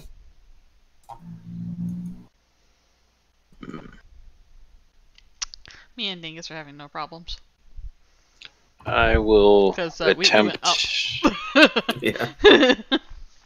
I'll attempt to send a message back to Green, just saying, warning him that the terrain does get more difficult further up. You send that message out, and then on the receiver you hear that sort of click on and off as someone's trying to figure out how to work a the button pressing before you hear hello. Yes, I can hear you. Hello? And you hear someone say, "Sir, let go of the button, sir." Oh, and then it goes silent again. The terrain gets more difficult further up. We will likely have to slow down. Okay, so we'll go slow with the wagons once we start moving. Do you reckon they'll be able to handle it? I mean, we've got plenty of reinforced axles and such, just as long as there's no particularly nasty drops. Like, if this is like really narrow trees, how are they going to get the freaking wagons through? They're not. They don't want to get through. They want to get to the forest edge and start cutting. Oh, okay. They want lumber. Okay. Yeah, because I thought we were coming for clay. You are coming for various things. Oh, okay. Clay, lumber, medical herbs. Yeah. Well, if they're not trying to get in through the forest, I believe you had described it that the terrain would be. It is doable. Just slow going. It will be possible. It will just be difficult. Would you mind giving a quick scout of the trees or the nearby hills? It's sparse, but there's often reports of goblins or even, God forbid, hobgoblins in these regions. Moving into the forest now. We'll let you know what else we find. Okay, cool. And you hear a little more chatter before he remembers to let go of the button again. Yeah, and you get to the edge of the trees, and yeah, my God, is it dark in there? Gifton, you can't really get an aerial vantage simply because the it's too brushy. It's too brushy. It's there's too too much thick. canopy Yeah. for me to see through. Yeah. Okay. Can I fly along the edge of the tree line towards the hills and just keep an eye on that then? Yeah, you certainly can. I'll do that. I'll when I click my thing and say, Valdir, I can't see anything through the trees. I'm gonna fly along the tree line and see if I can keep an eye on the hills. So. Did Gifton almost say can't see shit? Almost, Yeah. Almost. Yeah. Almost. I corrected. The player corrected herself. The player corrected herself. The player had a moment of weakness. Forgive her, not blame Gifton. Well, because you're not played by Tuvok, I will forgive you. But, alright. Be careful, and at any sign of trouble, warn us. Will do. Okay. Are we gonna be leaving the horses on the edge of the woods then? That is probably a good idea, looking into the tree lines. That'd be a good idea. You are far more liable to break a horse's leg trying to get through there, so it's probably a good idea. I will stop and see if I can find a decent tree to lash them against. Yeah. Yeah, you're able to get the horses secured against a very, very sturdy tree. And yeah, this forest lies before you. Does the group want to split up to search it? Do you want to send some up into the hills? Do you want to also look at the forest and let Gifton handle that? How do you want to go about this? Before we decide on that, you may want to let the green know that we hitched the horses on the forest edge.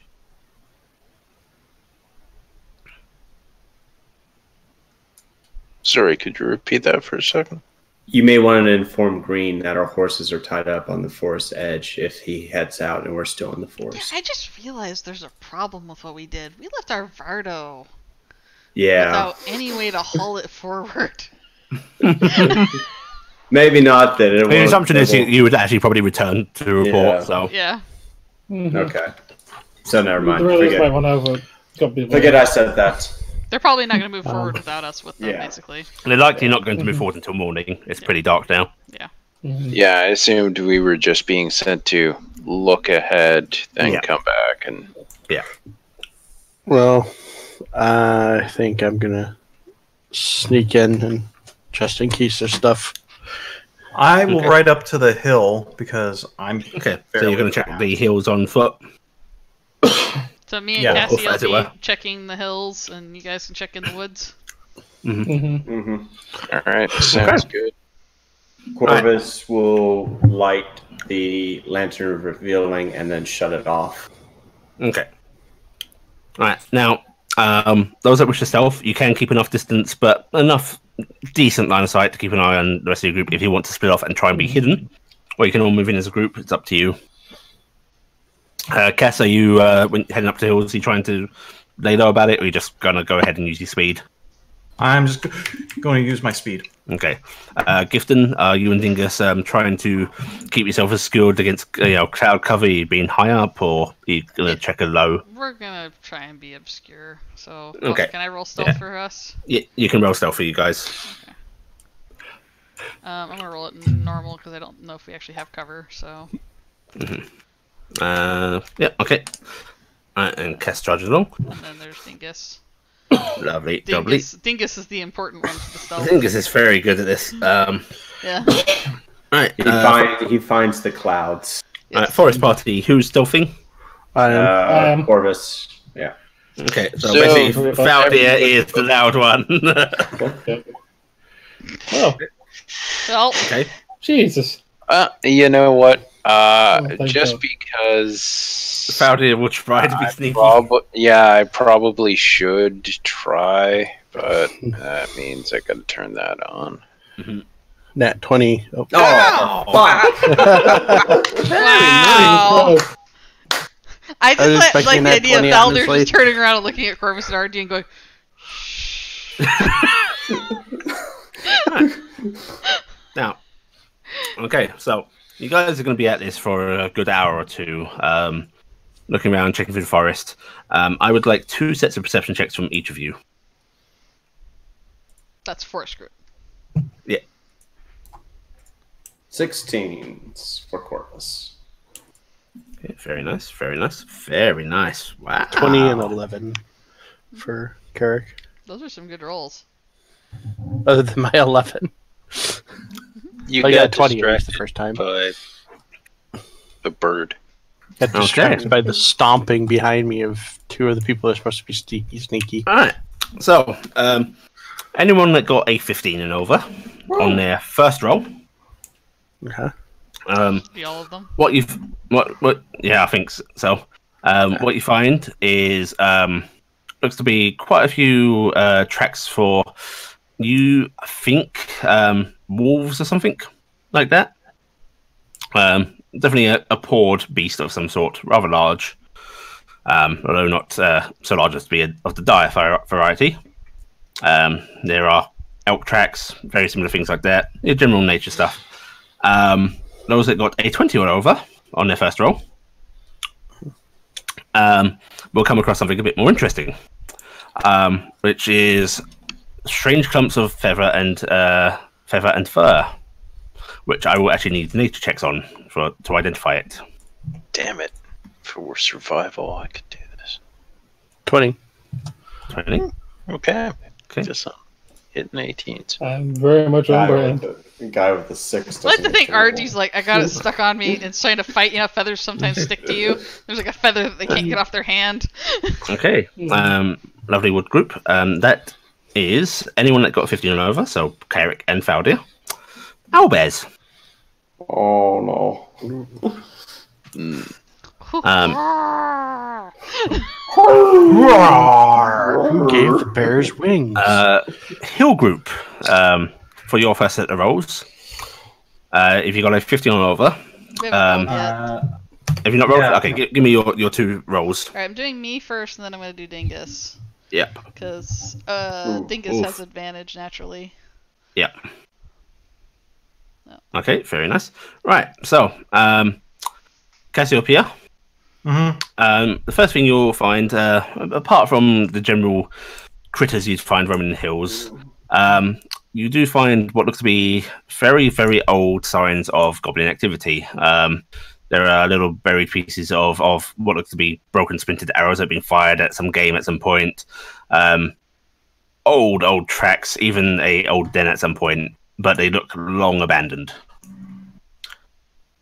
Dingus spots these 2, Gifton, and will relay them to you.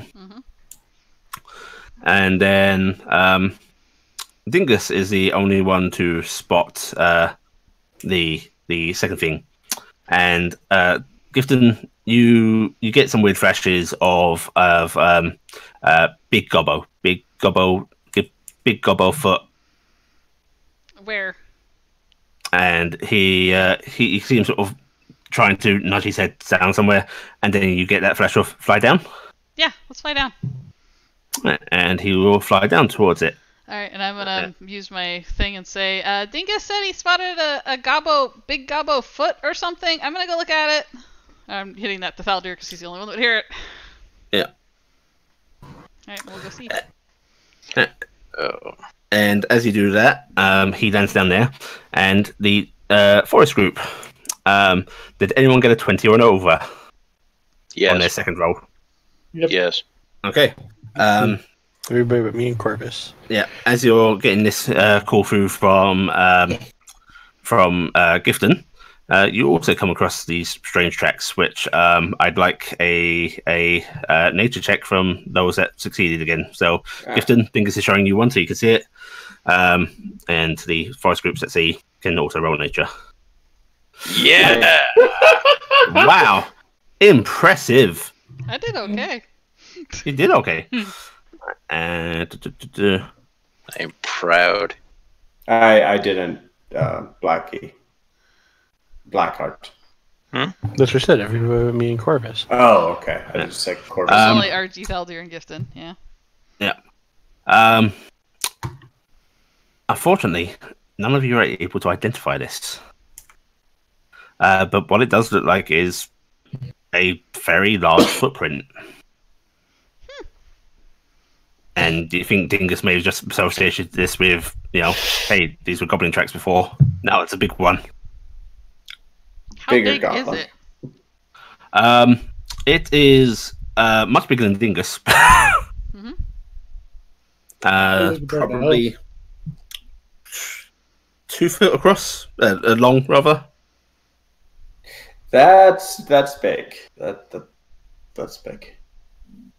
That's Thaldir, we have a footprint here that's like about 2 feet long, and I don't know what this is. Is it fresh? Can I tell from that? Yeah, with that roll, yes. You and Argy can tell that these are fresh tracks. Argy, yours are looks like they're about half a day old. Gifton, yours hours. It only looks like it's a couple hours old, maybe. Should I keep following them? And that means it's going your way, probably, because mine looks I'm older sending than that. Thaldir. Telephone, remember? And he was a pain in the ass. I thought Only found Thaldir can hear the receiving from the units. Yeah. And I can't hear anything you're saying unless Thaldir. I have 2 different modes. Yep. Yep. Everybody else only has 1 mode. Addy gave free communication, but was a dick DM about it. Yes. Yeah. I can send to everybody or single person. Yeah. Everybody else can only send to me. Okay, that was part I have not been clear on this whole damn time, because we've been treating it the other way the whole time we were at the attack. No, we weren't. No, we weren't. We're relaying. We were relaying Well, to Thaldir. this does not need to go on, so we're going to continue on. Yeah. So, I'm going to hold for a moment because RD is noting that This is older. well, Yeah, so I'm going to pass on the information that, alright, it appears that Gifton has been finding tracks as well.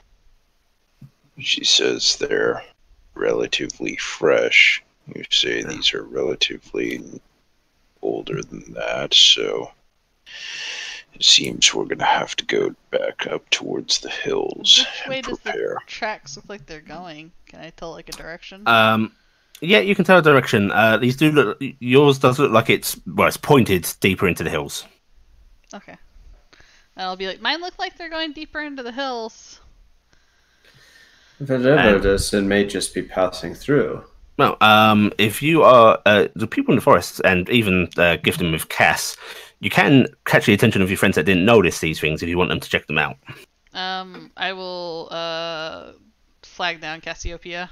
We'll flutter up a bit and wave her over. Cassiopeia, come here, look at this. Cass is going Corvus to will do as the well. big turn and go running back. Takes you a few minutes, Cass, but you're able to get there. And then you, Corvus, and Carrick, you're free to make nature checks if you so want to.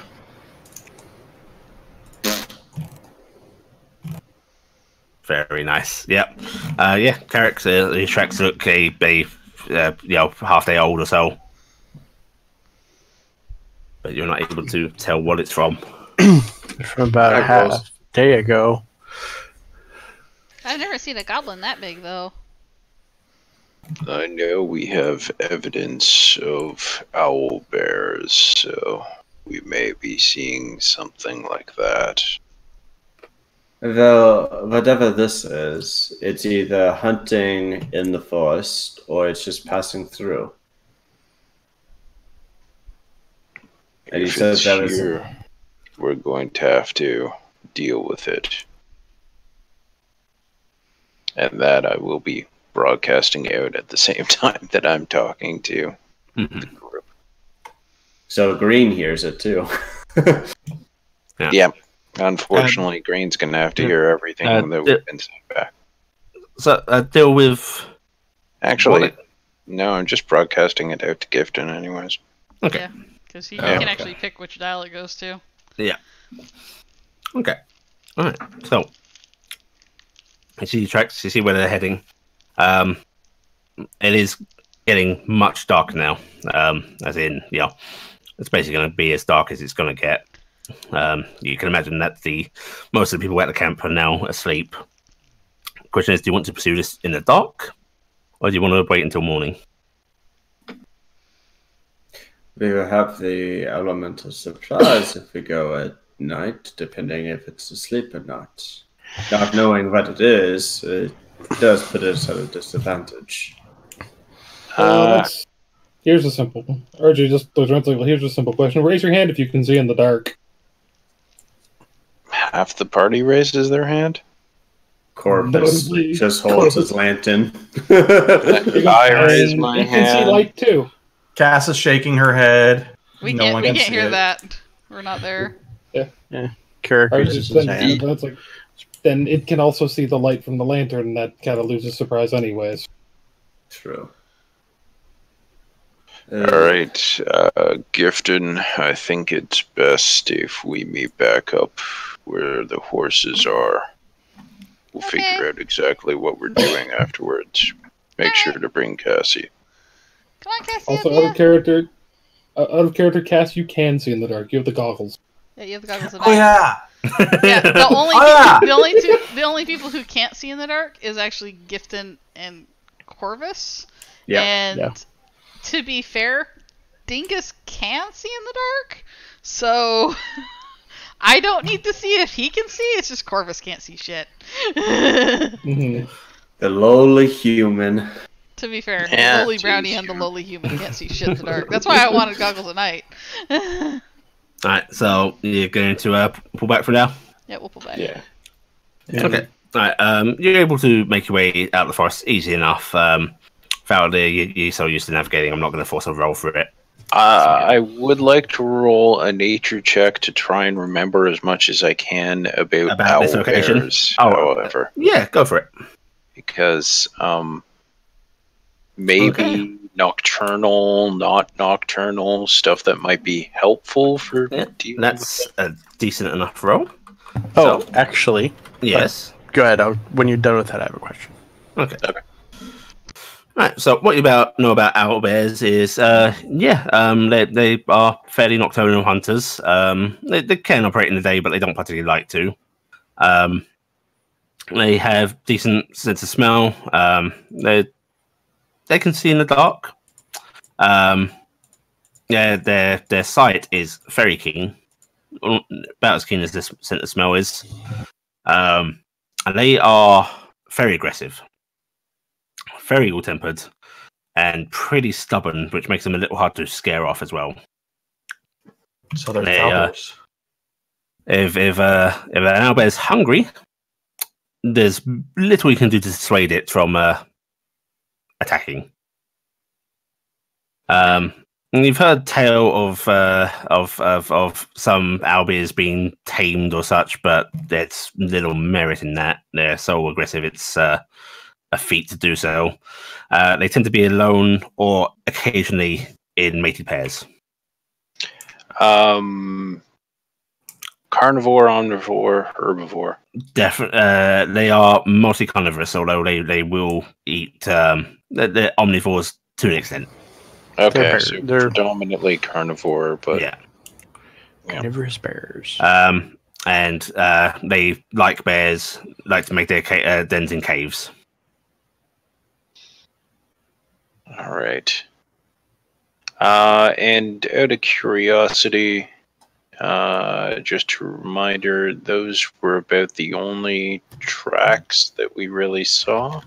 You did see random other animal tracks and such, but there was nothing you felt of particular threat. Wolves, while can be scary, aren't going to be a threat to a caravan of this size. Actually, I'm thinking of it from the other way around. I'm thinking in terms of prey. Of prey? Elk. Okay. Elk's probably the biggest prey in this forest. And all manner of forest critters going down from that as well. All right, so it is less likely that owl bears would be starving at this point. Yeah. Just by the sound of this forest and the various droppings and various things you found, this is a pretty teeming with life forest. Okay, so we're not likely to face off incredibly hungry owl It would bears. be unusual for something to be starving, yeah. Okay. Given you highlighted that they are especially problematic when hungry, I thought I'd check. It's a worthwhile thing to ask about, yes. Yeah. Blackheart, you had a question. I'm done my line of questioning, so. Since I rolled high enough to know how old the tracks are, and you said the thing that we don't know is about half a day old. About how old are the owlbear tracks? About half a day old. Are they going in the same direction? That was a little harder to tell. The owlbear tracks seem to be sort of going in various other directions as if it was moving about in one area. Okay. But they do seem to be taking up the same sort of range. Okay. So it came through about the same time, but it might be happenstance.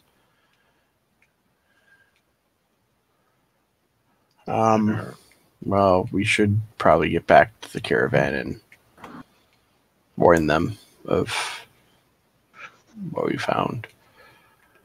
So I'm guessing that we've met back up at this point then? Yeah, you could have met back up at this point.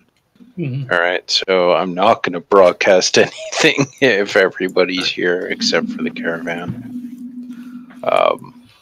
Right, so we're dealing with at least an owl bear, which is nocturnal, possibly something else. Bigfoot goblin. Yeah. We'll have to take care of the owl bear and the other thing, likely. Yeah. And Gifton and Cass, you do have news of a goblin tribe that seems to have moved on, doesn't seem to be in the area. Yeah, the goblin tribe looks like it's gone, as far as we could tell from like everything. But whatever this big thing is, it's big. It's all like, one might say it's giant. Or huge. That's stretching it, I think. Well, Yeah, I mean, I guess you could If stretch anyone wants to foot. give me a nature roll for giants to try and think how big those would be, Sure, what the Sure, hell? why? Sorry, I was that was meant as jest, but why not? yeah, a giant footprint would be way bigger. Maybe it's just a big goblin. It's just a Bigfoot. Right. Oh god, some poor goblin that crushed its foot and it's just like swollen. What if it's just somebody who's been cursed with a really swollen foot? That would be very unfortunate, but they might be ill-tempered, so we'll have to keep an eye out for them anyways. Are we riding back to the caravan now?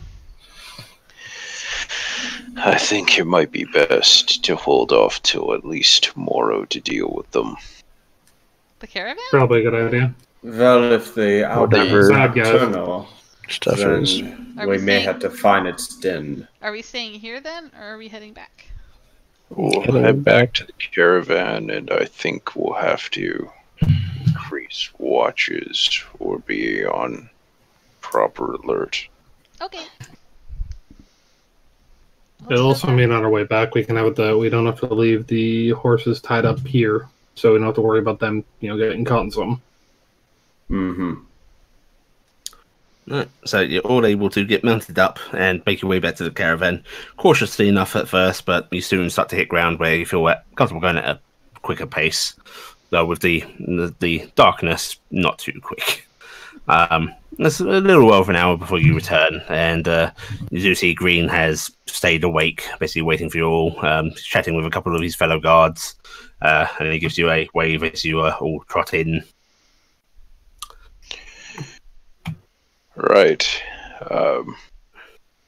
We probably should talk. It would be best to sit somewhere where we're not distracting your guards. Well, come over by the fire then, Swarm. And he'll let you get your horses situated, and he'll go basically wait over by the fire for you. And When the rest of the group, any of you who don't wish to be part of this, you can go off and do whichever, but I'll definitely talk with him. I'll go get us some food because I'm guessing it's getting late enough that we're probably wanting food. Most people are in bed by now. However, there is still a pot of food there. I'm gonna go see Care and go to bed. A little congealed, but you're gonna go get in bed with Care. Well, I can heat it Alright, back. he's gonna get food. I'm gonna go and prestidigitation the food to warm again. Yeah. Okay. Right. What about Cassie and Corvus? Cass is going to get something to eat. Okay. Corvus I'm will get something to eat. Actually, Right. I'm not only am I getting food, but I'm actually going to take it back over to the Thaldir and stay over there after I get it. Well, the dude Fowler's going to talk to is basically near the food pot. Oh, okay. Not better to be quiet. That Yeah. one. Okay. Yeah. Never mind. I will make sure that Thaldir gets food. Okay. Gifton, you are able to get in, and Kira is actually sitting on the bed awake. And you can tell he's been fretting a little bit. Hi. Oh, you're back. Oh.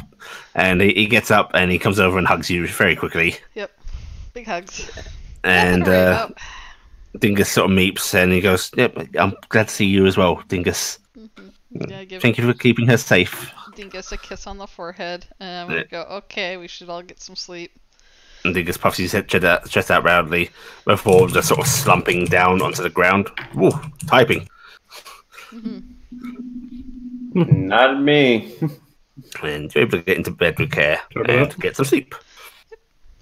And the fire group. You sort of gather around, grabbing some bowls of food, and Green takes a seat nearby with you, Faldia. It's like, well, anything alarming? Maybe not alarming, but we have evidence of owl bear, or possibly more than one owl bear. not exactly a nice thing to encounter, but it should be easily handleable by us. Unfortunately, there's also trail of something larger. Not quite sure what it is. Bigfoot goblin. A Bigfoot goblin? A hobgoblin? Hobgoblin has a 2-foot footprint? No, not quite that scale. And it was smaller than a giant, so really don't know what it is. Bigger than a hobgoblin, but smaller than a giant. That narrows it down some. Dingus thought it was goblins. Is there anything like a goblin that's bigger than a hobgoblin? Not that I'm aware of. Corvus. I mean, to be fair, the pseudo dragon called the horse something else for a long while. MPL is having a thought. Is Corvus going to have this thought? I don't know. You found most of your checks. I know, so I'm not. I think I know what it is. I don't say anything. Well, I suppose. Do you think it's cause to fall back, or do you think you could handle whatever it is? We should be able to handle whatever it is. It just may require some effort. Okay. Well, I mean, logistically, by now we probably handled the worst. Well, in the morrow we shall head towards the forest edge, then set up camp near there, and then, we'll try and stay close to the caravan, but we do need to send some people up into the hills for some of the resources there. My guards should be able to handle whatever's in the forest, any owlbears. If you want to take yours into the hills. Yes. They can do that. We'll try I'll try and find the big bugger. Big Okay. goblin. Right. Well, sounds like a plan then. I suggest you all get some rest. We'll handle the watches tonight. You've all been out quite a length of time. I mean, I can do part of the watch. I only sleep like 4 hours, and sleep's kind of a loose word for it. Well, certainly you're welcome to join us. All right, and that includes me. I should get some sleep. Rest well. Is it possible to increase your guards this evening? Yes, I'll make sure some extra men are on watch. We have more than enough to have a decent rotation. Good. And you see him sort of get up, and he wanders off to various sleeping bags and starts basically just kicking his men awake. You hear him going, McDonald, Russell, you're on watch. Up you get. Go on, Harry. And you see guards starting to rouse themselves, grumbling. Harry and Russell. More guard names. Got it. And Donald. McDonald. McDonald. Sweet. Yeah, he has a farm. Yeah. Yeah. Oh, he's the old guy. Got it. And you are all able to get to bed, which you will have to sleep through without watches, apart from URG, if you want to get a full night's rest. I am more than happy to take the sleepy time. Yep, Cassius schnozzing. I'm going to try and take a rest. Yeah, okay. You all get into your first beds. And soon enough, morning comes. Typing. Sorry. There's not much I can do about it, honestly. And soon enough, morning comes, and you hear the shouts of the camp trying to get into hurried order, trying to get the day ahead. Guards getting roused up, and there's the sound of swords being sharpened, just as caution.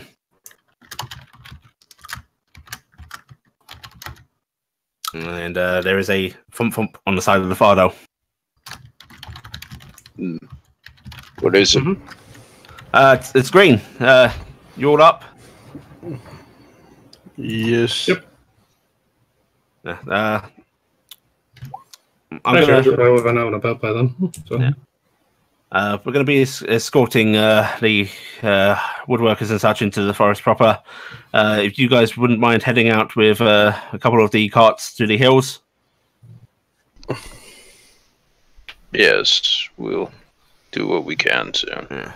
And there's a few moments of silence, and RG, you can see him gazing off at the terrain he's basically directing to. And it's not as if the hills and the forest are a direct separation. They do blend into each other. It's like, I'd like us to stay close, so if you wouldn't mind trying to keep close to the tree line within the hills. If anything, if there is anything bad, it's somewhere to run and hide for those that aren't equipped to handle it.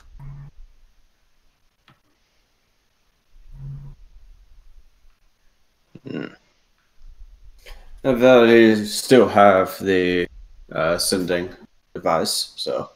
If you run into trouble, of course, do contact us, and I'll try to send some extra men up to you. Dude. All right. You'll be heading up there with Abby Ward and a few of the others. Keep an eye on the old man. He can wander a bit.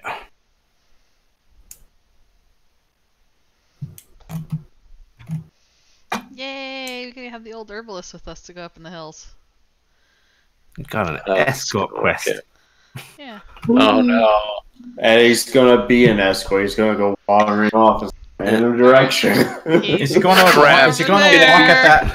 He's going to be slightly faster than Feldir's walking speed, But if you far run, you're slower taking, than yeah. Damn it! Why can I not match your face? Isn't that normally human walking speed problems that you have to Yes, fix, Feldir? Yeah. That's all she needs to do is give me a human, and they'll be slightly faster walking speed. The best part is for me, But I'd have to too run to keep slow up. running. I have to run to keep up, but you would be doing that struggle of, I can't just, Yeah. Jogging As you guys start to get yourselves together, a couple of the guards will actually direct you to who you're supposed to be escorting, and you see a couple of carts. You can see in one there seems to be just loaded up with shovels and sort of heavy-duty sacks. The other one has more delicate little bags and little trowels and shears and so on. And yeah, it looks like people together clay and such, and people together herbs. Okay. We are a clay group. Yeah.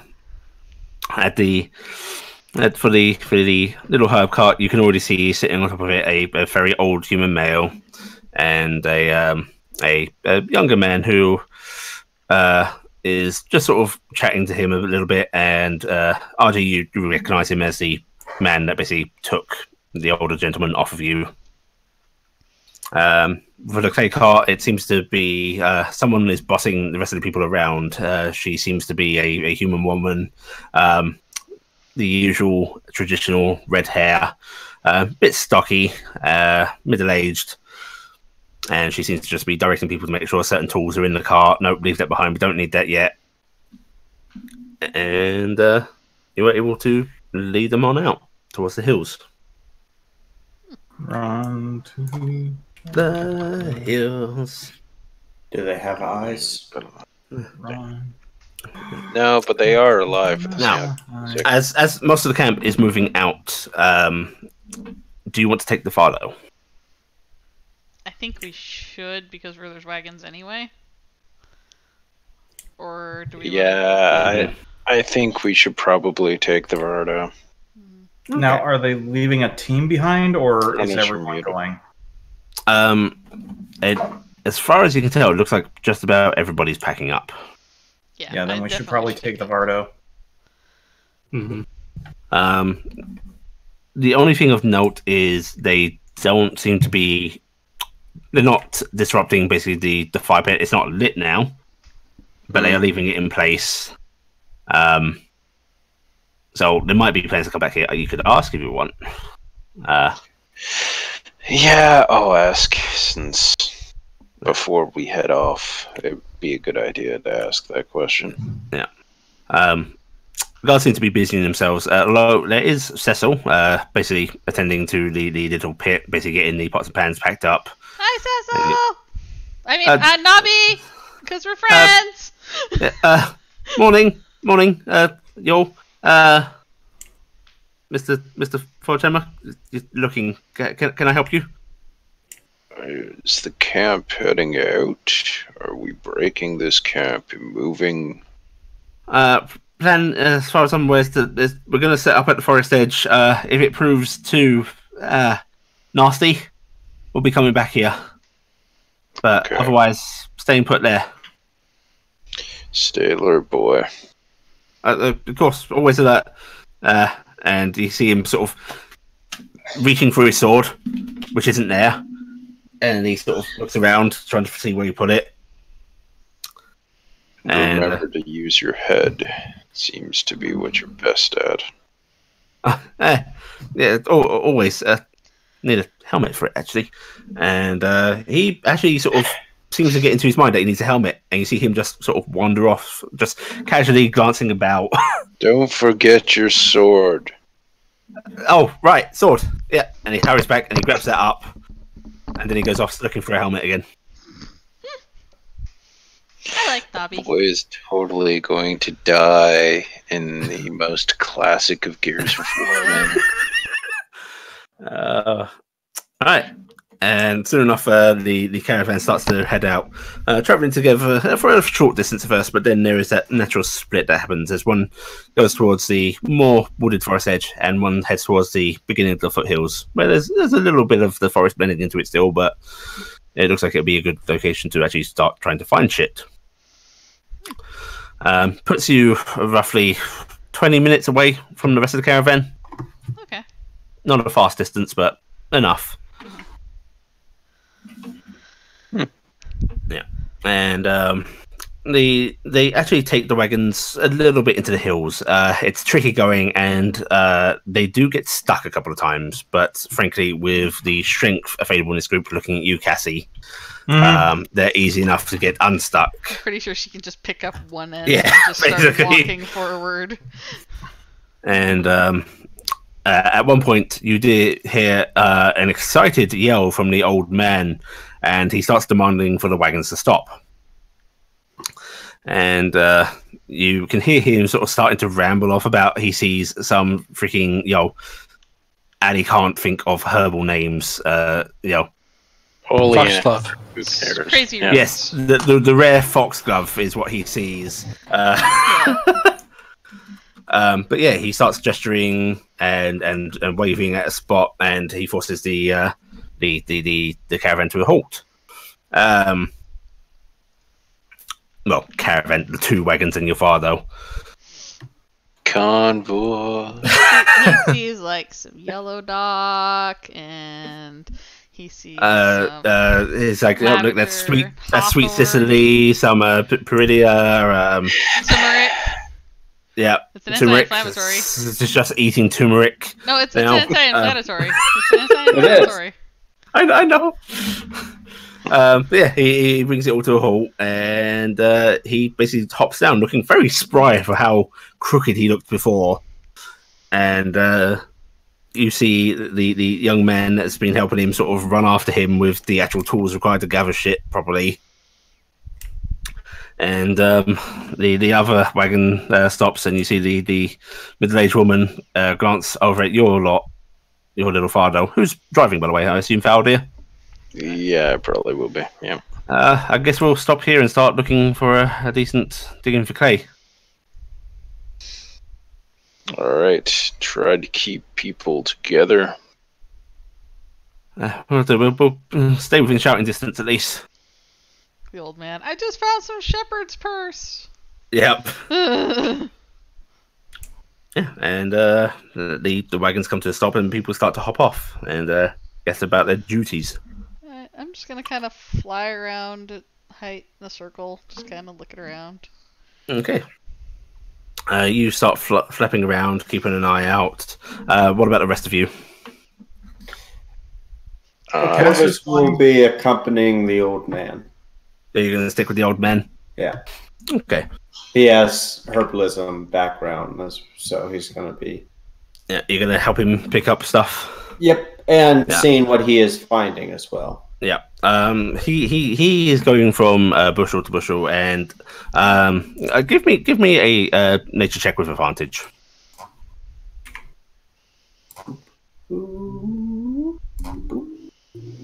Gonna find some ephedra and some lignane and some most of the stuff antimony, he's finding a lot of stuff. Some that you would actually have trouble spotting yourself. He even shows you a few herbs you've not seen before, and explicitly lists off their healing properties to you. And yeah, he is moving like a speedy demon, deeper into the tree line now, just trying to find stuff. Sort of heading away from the hills a bit. Still in the hills, but deep into the tree line. And yeah, you follow him along. Yeah, you help him pick the stuff up. Do you pocket any for yourself?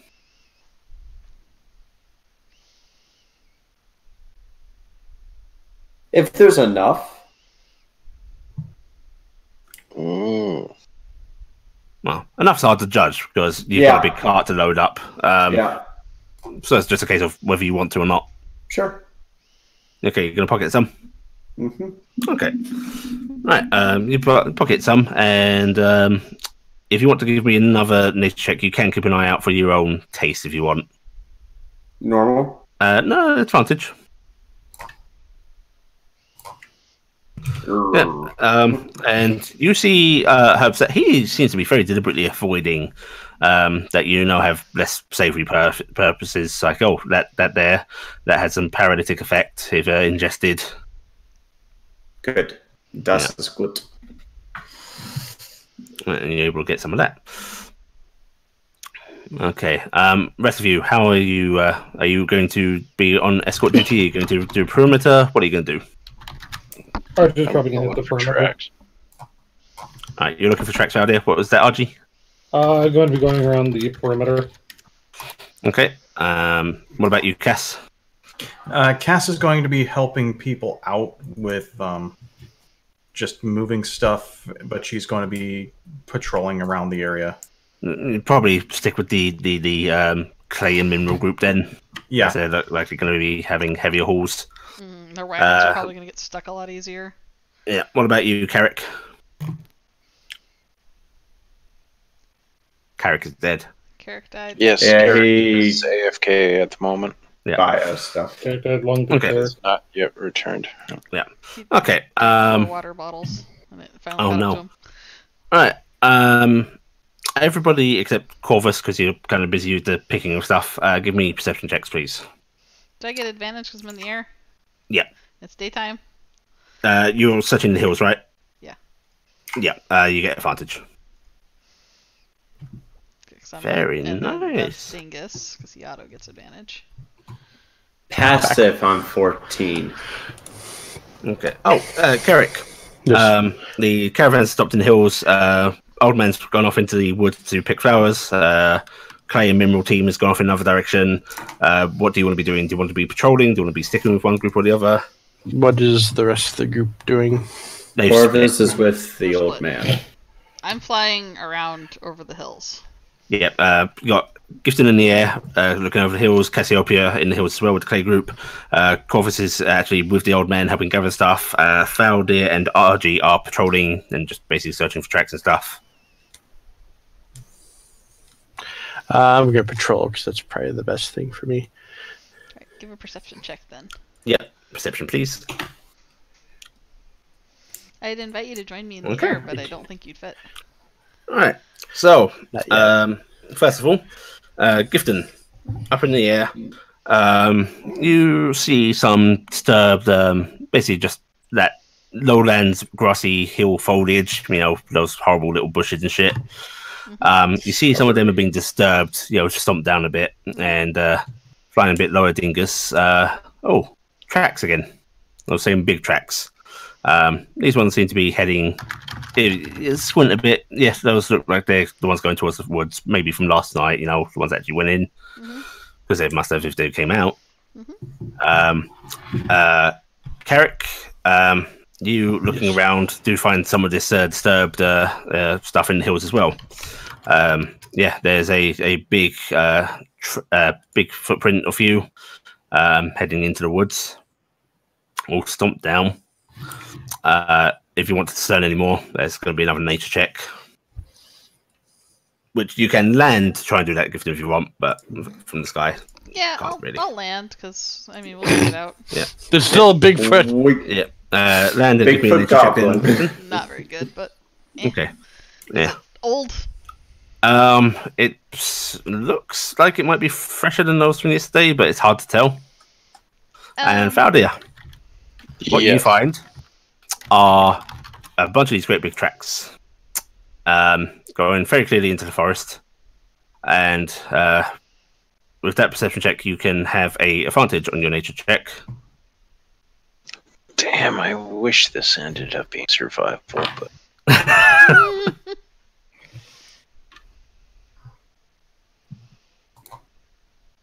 Alright.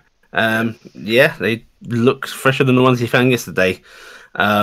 But you also do see some other stuff with your perception check. Not only do you see these great big tracks, you see, again, those little signs of owlbear as well. Pet. In terms of owlbear tracks, or tracks, a few scattered feathers. are they in the same direction? Same direction, similarly plumped together, almost as if they one was wander following the other, or yeah, they wander a bit side to side along this line of the bigger footprints, but it does seem like they're together. I'm gonna put this out to everybody because we've split up, so Green gets to get some updates. Alright, it looks like whatever the unidentified creature is maybe following or with the owlbear. We've got recent tracks going a certain direction. They seem to be close together. And so, to anybody with walkies, talkies, which unfortunately Corvus does no longer have. Corvus. But I love how he's the one that went into the woods. Yeah, we even said don't be the one that separates out. Yeah, you even said Corvus. I'm be the one who doesn't. Corvus. He got distracted. Yeah, while you're picking up these lovely, lovely herbs with this lovely, lovely paralytic ability, you crouch over, gathering those up, and you glance back up over your shoulder, and where's the old fucker? Scheiße. Give me a perception check. Lord. Very well, not advantage. Not advantage. Yeah. However, 16 will get you. You do see trampled down leaves and such. You can sort of figure a general direction he headed off in. Which, boy, he left your sight very quickly. He's going to pocket everything, get his staff or get his cane ready, and start trudging in. Okay. You're gonna yell for your friends. He's going to turn around. I don't have anything. You have lungs. Yeah, I guess. I also have a viola. Yeah, that'll catch attention. I'm not so sure that it would carry quite as well You as have the old yelling. sending stones.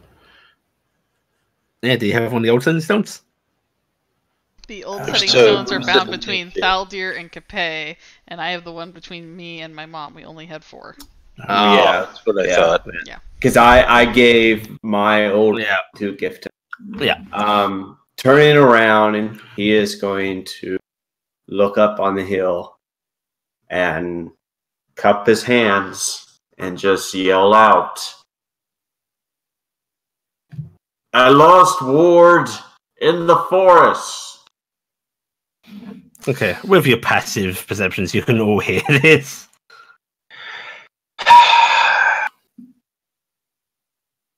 Why did that boy have to separate out? The one who gave out his... And he can't even keep track of an old man. And then, Corvus, Mhm. you hear from deep into the forest, you hear, "I haven't lost ward, I'm right!" And there is a thump in the distance. That's a weird thing for him Yeah, to say. that's hear the thump. For that, I need the perception check, Okay. Yeah, I'll do it. as your passengers won't pick this up.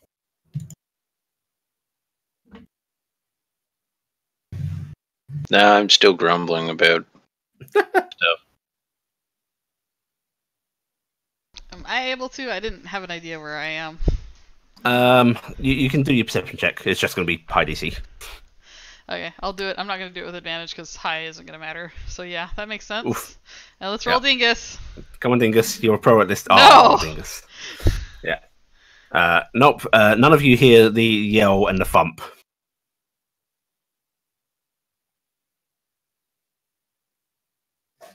All that Corvus has lost ward.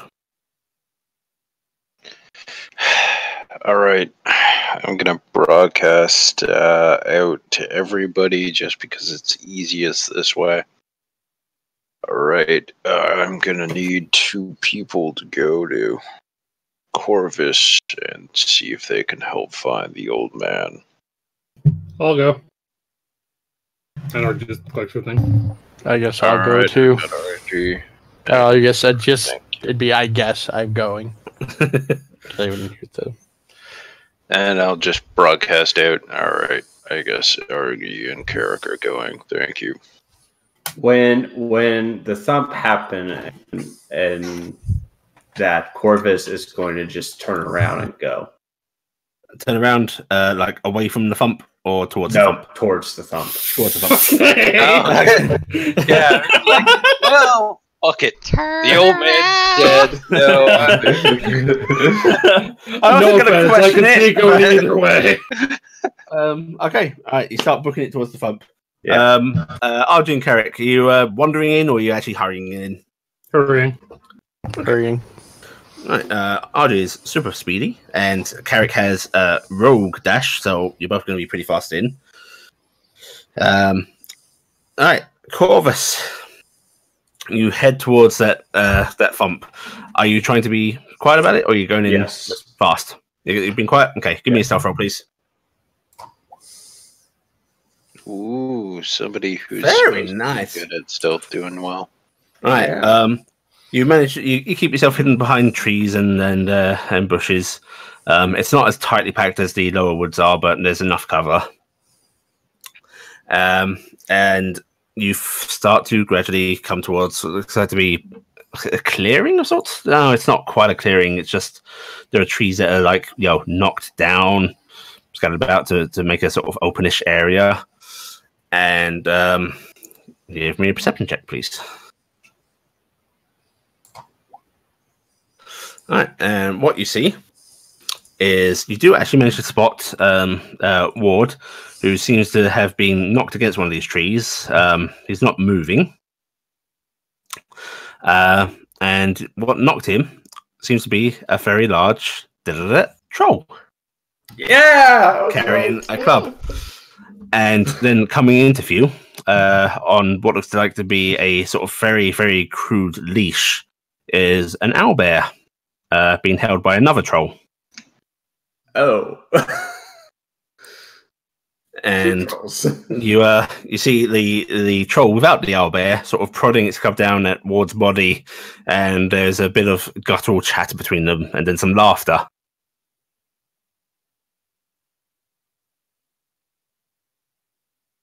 And you can see the owlbear is being held very tight, and it's trying to claw its way towards the body.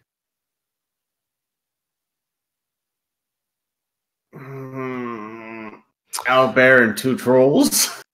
And RG and Carrick, you will be able to catch up. You can see Corvus basically behind a tree, looking into a clearing past some bushes, and you can hear a very deep guttural tongue, very crude. Which let me.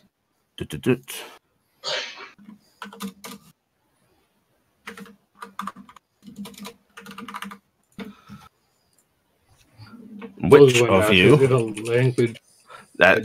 Do any of you speak Giant? I do. Both me and Carrick, actually. Lovely. Okay. You can hear it's not the smooth Giant you know, but you can make it out clear enough. It's just basically good meat for the fire and such things. Maybe let Pet have a taste, toy with it a bit. RG's just going to start cursing and look at Carrick and go, call the others. And she's vaulting over the branch that Corvus is ducked behind. I am buzzing the stone. We found word he's down by trolls. But they're going to eat him. Follow the screaming. I give roughly how far I went from where I was and where I was. Make me a survival check to see about your directions. Okay. Damn it. Before I go, give me a second. I'm sorry, Claudia. if you'd like, I can make you do a survival check to understand them. No, I just find it funny. Yeah. He gives clear enough directions that you think you can make your way to him. All right, everyone. Here's where we're going. Meet up.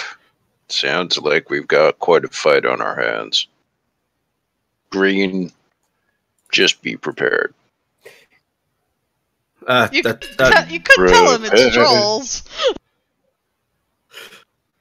It hasn't been relayed yet. No. Yeah, I did. Oh, did you relay it? Okay. By trolls. Yeah. Okay. They brought trolls. Right. They are trolls. They didn't bring RG, you're focusing straight over, not waiting? Yep. Okay. Corvus will go if she goes. Okay. And Cass is going to make as much time as she can, but Cass is a ways out. Yeah. RG is also, as she's vaulting, going to roar out, "In Giant, that's mine!" Oh, great. Now we're going to the monkey. If you all put yourselves... basically, I'm going to have it... You were hiding in here. There's the tree. Yeah. So, And, RG, you can put yourself just in front of that tree line. okay. So, here or here? That'll do, yeah. Okay. Is that with her speed bonus? That's why she's there? Yeah. Okay. And she described folding over as well, so... Yeah. So where would I be about? You can put yourself by Corvus. Okay. Since I'm assuming we're going to need those. Oh, for fuck.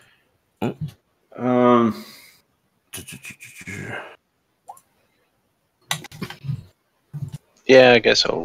I just put myself over on the far Dang, side. fuck, someone rolled it. I'd say put yourself far left over where I'm at. Maybe. Those that aren't in this battle right now, put yourself beside Sam and roll your units. Nat 20. Good. I'm assuming we'll appear from this direction as it's a suitable. Yep. And I'm going to be generous with timing on this. You're going to miss the first round, but cinematic appearance. I'm going to come in with two guns blazing, leaping... Oh, wait, no, that's John Woo's cinematic appearance. Yeah. Oh. I'm going to slide up a banister Nice while there. firing two guns at the same time. Yeah. You're coming in on that second one loud and proud. Cassie is motivated. Suddenly. Ellie, can I be coming down the main road, This open area? thoroughfare? Unfortunately, you're coming down the mountain, but... Technically, you guys should be coming from the bottom, but I'm going to be generous. With Oh, I positioning. just We'll moved handle it over there because I wasn't sure if they came So through this we'll way handle or it when not. you actually appear. Okay. Okay, cool. Yeah, you'd be I'm better gonna off go if you were right AFK for a here. moment. Okay. Oh yeah. All right. Is that everyone rolled? I believe so. 1, 2, 3, 4, 5, 6. Yep. Okay. What I am actually going to allow is a surprise round from the 3 already there. So, starting from the top, Carrick. Surprise is a full turn, or is it just... It's a full turn. Okay. Is this stuff considered difficult terrain or just regular for us? It's as long as you're not going over the lock to touch, it's normal terrain. I mean, 30 feet, you're not going to get far. It's Wow, rogue. they're way up there, aren't they? Rogue dash motion. Dash Yeah, motion yeah. is a bonus. You're forgetting. You can get I 60. wanna- I have had to make large battlefields because a lot of this party's movement is insane. And You of don't course, have to I make- mean, some of us also have this button. You don't have to make large battlefields. I do when it's an open area. It makes sense. So that where makes sense. where is he, by the way? Yeah, where's the He is basically By the by this owlbear? tree. I will actually put a token on Okay. that in there real quick. Okay, so the owlbear is not up on him right now. Yeah. Don't be Okay. alarmed at Father Rail appearing here. He's a random token that is just here. For Oh god, the guys, meantime. kill it! Kill it! And actually, this would be a little bit closer, like that. There you go. Oh, okay, so that's right next to him. And we're just going to put that mark. So this one, oh, it's the wrong one, is going to get a 1, Oh, auto hits. 2, 3. I think Right. it's I know 3. that spell slot is not true. Yeah. Yeah, because I didn't restore after sleep. All right, so that will be 12 points of damage. Very nice. Nice. 12. Yeah. And there's a... Oh, good. Yep, your bolts fly into it and impact it, startling it. Definitely did not expect that. And as I was moving over here, I'm going to draw the one of my weapons. I just need to look because I can't remember if I already have something on any of them. Pulling the rapier. Okay. All right. Then we go on to RG.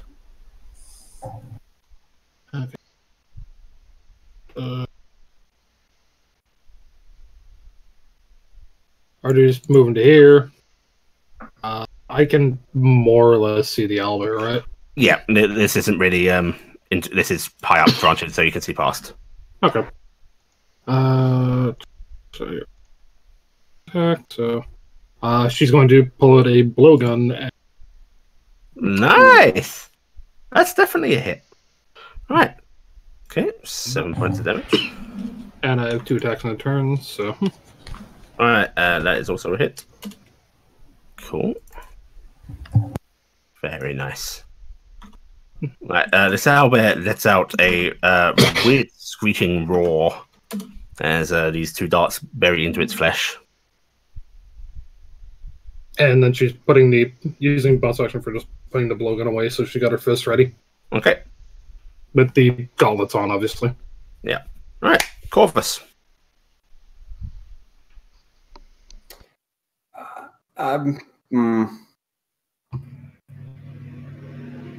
Okay. He is going to. That's Carrick. I don't want to sell Carrick. He's going to run up to this tree. Doop. You are still in stealth, by the way. Yeah, still in stealth. And he's going to. I know you said it's spoiled, but he doesn't really know that. He is going to take the remaining spoiled spider venom and coat the rapier blade with it. Okay. I'll let you do that as your bonus action.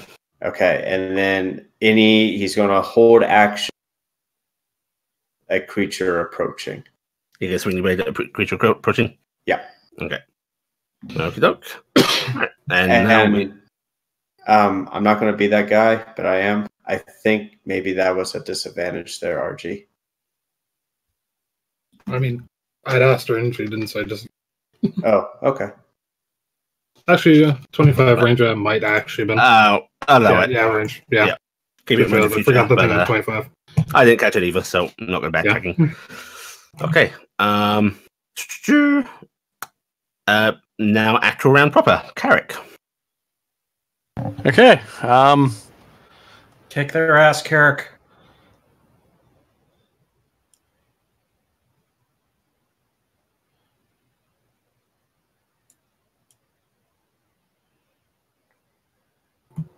Gonna run over here. And unfortunately, I have my sword out, and I am not going to swap weapons right now. God damn, why do I keep losing my character sheet? Pop out. Come over here so I don't lose you. Can I make a perception check? I know it's distance, but to see if he seems to be still alive. I'd actually like a medicine check at disadvantage because of range. Okay, I can try that. Nice, yeah. He's still breathing raggedly. Okay. Actually, wait a second.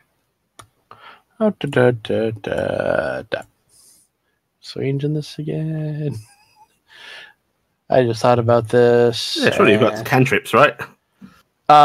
Green Flame Blade is the only cantrip I have for it's the only one damage. you have? Remember, I'm not built for that yet, but he's just out of range. Okay, so nope, I'm stuck there for now. Okay, all right, Cass, you'll be coming in next turn. Okay.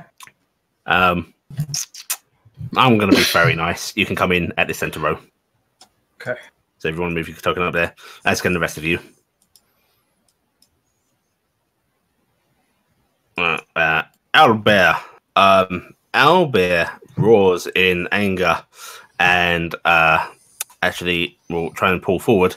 However, its owner is still holding its chain, and it only gets to here. All right. However, Troll is up next, who is going to release the chain, and then he is going to lumber forward. Dang, I was hoping you were trying to use the Owlbear as a mace. 1, 2, 3, 4, 5, 6. You can actually see him trying to shove the creature aside, and those of you that speak giant, you can hear that sort of "get out of my way, stupid beast," as the dumb beast itself says. Fouled it. You're coming in next turn. RG, you're up. Okay. It is right in my range, so here comes the fun bit. Getting close and knocking him. Yeah. Cold bear. That's a hit. Okay. That's damage, and hitting him with this. Okay. The DC 14 con. Yep. Passes. Okay. Those are really connies. Also, activated flurry of blows, but I do still have a couple more hits. Anyways. So, second normal hit. That's a hit. So, it's damage. And since they're light weapons, offhand. Okay, that's a hit. And then flurry. So, first hit of flurry. That's a hit. Okay. Second hit of flurry. Yep. Wow. And third hit of flurry. Hey, I'm Kronos. not even paying attention to the. It's down. How would you like to do this? She's basically just grabbing its head and slamming it into the ground. Okay. You basically you hit it with first hit and then grab hold of a fistful of feathers and fur, and then just those repeated blows are thump, thump, thump, thump, thump, and it just slumps in place. And since I get 10 movement out of that, going to move and be blocking his path.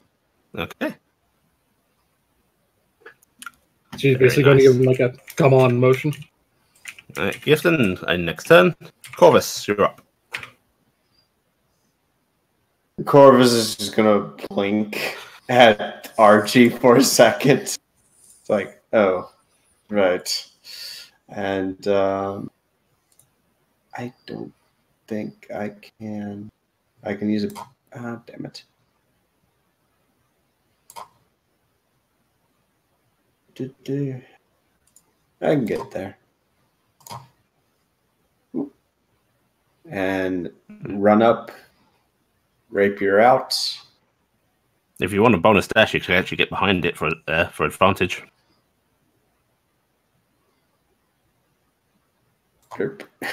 Since I had to do that anyway. Yep. Okay. Doop. Yay. Okay, that's a hit. All right, 6. It's horrible damage. Wow, that's... Oh, yeah. Wow, you rolled a 1. Okay. Yeah. Sneak attack. Yep. Dang it.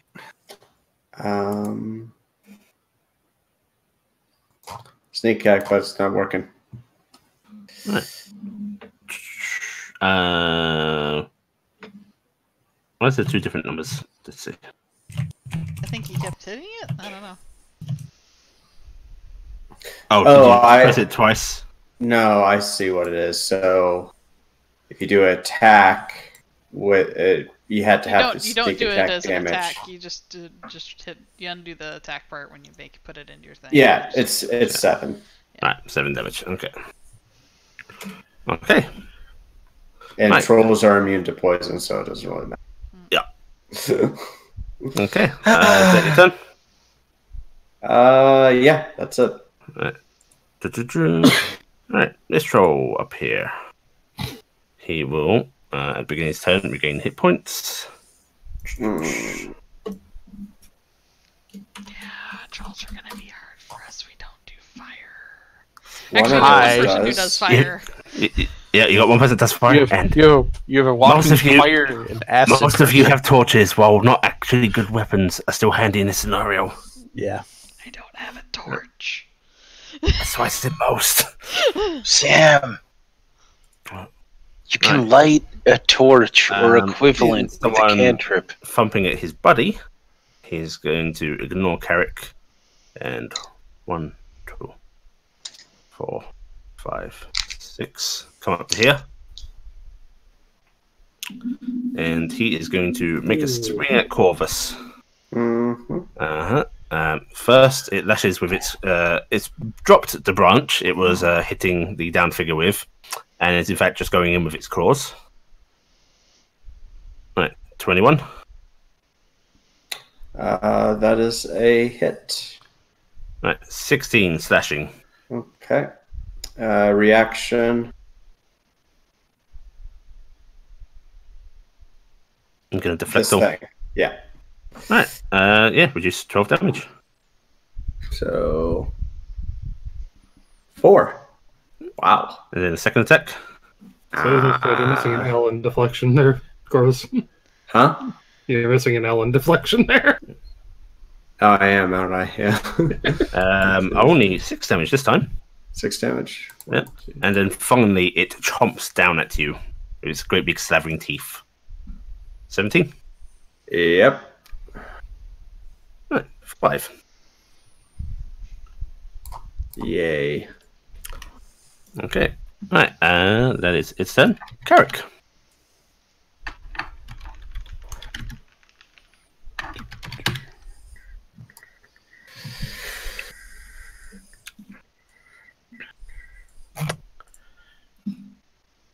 Moving there. Mhm. And judging by this line here, Yep. it does not clip Corvus. Nope, I will not count that as clipping Corvus. Okay. We are breath weaponing. Okay. Right, let me make a couple of deck saves. Ba-ba-ba-bam. Right, this is troll nearest you. Okay. And troll furthest from you. Okay. Okay, so first one takes half damage, second one takes 4. And it is acid. Lovely jubbly. And then I do the same thing I do every single time I use this. pull up the monster manual and see if it's the end or the beginning of the turn. Beginning of your next turn. Okay. Thank you. I can never remember. That You is should really write that in, Bryce. Weapon info for yourself. right, and that is a lovely type of damage to use. I did write recharge 6. I just Yeah. Did you just write Cass. Corvus? No. Okay. She's on the edge. On the field, Cass. I know. The three of them just completely foobarred what I was going to do. Yeah, don't think about plans until you know what positions they're in. Just go. Okay. gotta get there first. Is this difficult terrain? Only if you're directly crossing logs like this. So the middle path is fine. Actually, Yeah, that path is absolutely fine as well. Okay, so I am going to from where I am. So I'm crossing no difficult terrain. Yep, if you do that path, no difficult terrain. Crack a boom. I won't be able to attack. Yeah. Actually, I can. I can do one thing. Well, do it. Nope. You got your lightning charge thing, don't you? I have to be able to attack to do that. And I'm expending 2 moves. But If you go I'm into raging. rage, you'll get your lightning strike, right? Yep, that's what I was going to do. Yep. I'm getting my singular lightning bolt on the troll. Okie dokie. Oh. Oh. Well, I'm just going to say it failed and it will take 2 damage. Yay! Yay! And he felt sad. Then it turns comes up and it heals 2 damage.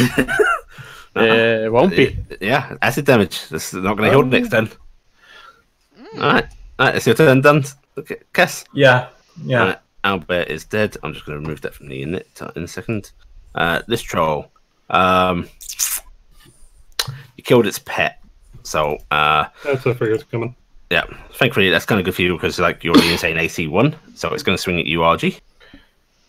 Those claws swing. 15, think misses. 15's a miss. Second swing, 18. That's a hit. Cloak. Oh, yeah, close. Disadvantage, so disadvantage still misses. Yeah, it's 18. 18 was lower. I'm just And remember to I'm call going it cloak. Right, and now the cloak is non-functional because you've been hit. And I'm going to activate deflect. Yep. Okay, so reduce 8 points damage from that, Mhm. and then the bite comes in. 18. That's also a hit. 8 points piercing.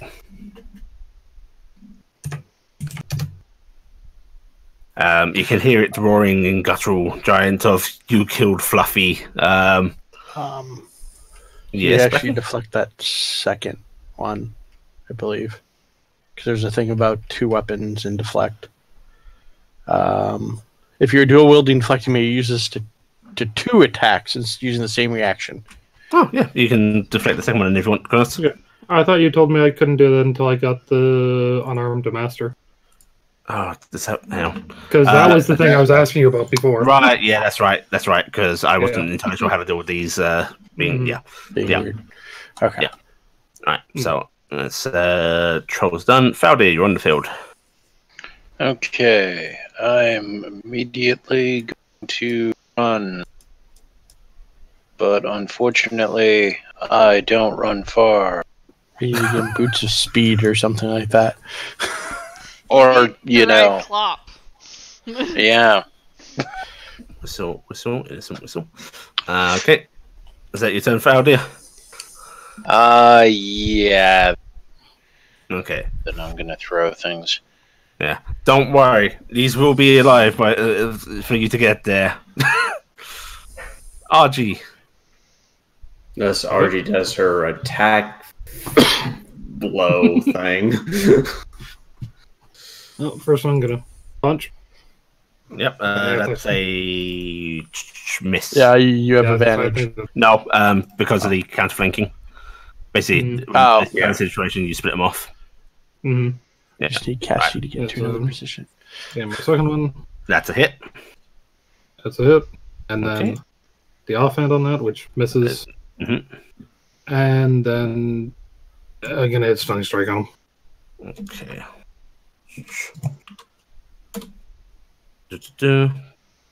Let me roll a thing. Con save 14. Hey, it fails. I'm pretty sure. Okay. Yep. And also activating Flurry of Blows off that hit then. And Yep. I'm going to shoot myself behind this guy. Yeah. Just so that you're aware in future, you kind of need to clear the stunning strike on the blow that's happening rather than rolling for the next blow. But I did it on that blow. on the Like, blow I that rolled missed. it on... No, okay, I had hit the other button. I thought, shit. Okay, sorry. Yeah, sorry, I got myself mixed up there. Yeah. No problem. Just for future. Yeah. I just realized I had done the wrong one. I was like, oh, fuck. But anyways, yeah, with Flurry of Blows active, going over there and slapping this dude. Okay. That's a miss. That's a hit. Yep. 9, and last bit of key to Stunning Strike that one as well. Okay. Con save. And that one fails. Right, they're both stunned. Okay, and then last hit is... Ooh. Nice. Okay. Mm-hmm. Nice. Okay. Gifton, you are on the field. Out of character. Hat down. My captain. Yes. Heal or fight? Out of character advice? Burn the trolls down. Yeah, if you're thinking of healing party members, I think party is good enough right now. About the old man. At most we should try and get him out of the way, but not. I'm gonna work on that. Okay. Yeah. Well, I can get to him. That's why I was asking. So. I didn't know if I no, should... Harry is probably the best option at this point. Okay. Harry out of reach if possible, but. Okay, I'll leave that to somebody else then. So I'm going to do my first move, which hopefully I kept track of where I was going, but we'll see. It was that square. I think that was right. And then that puts me in good range. I am tempted to cast a spell, but I think I probably should not, so I will not cast a spell. I am instead going to do 2 shots. I have my buckler equipped, so I have a negative on my shots. So let me make sure that that is equipped. Okay, it is. And I am not bothering doing sleep arrows because we know it won't work. So I get 2 shots, and I will take 2 shots on the one that Cassie is on. So okay, this one. And then that's a miss. That's a hit. Okay, cool. And that's 8 damage. Okay. Yeah, 8 because they're immune to and then I think this is a bonus action. Okay. No, they're not.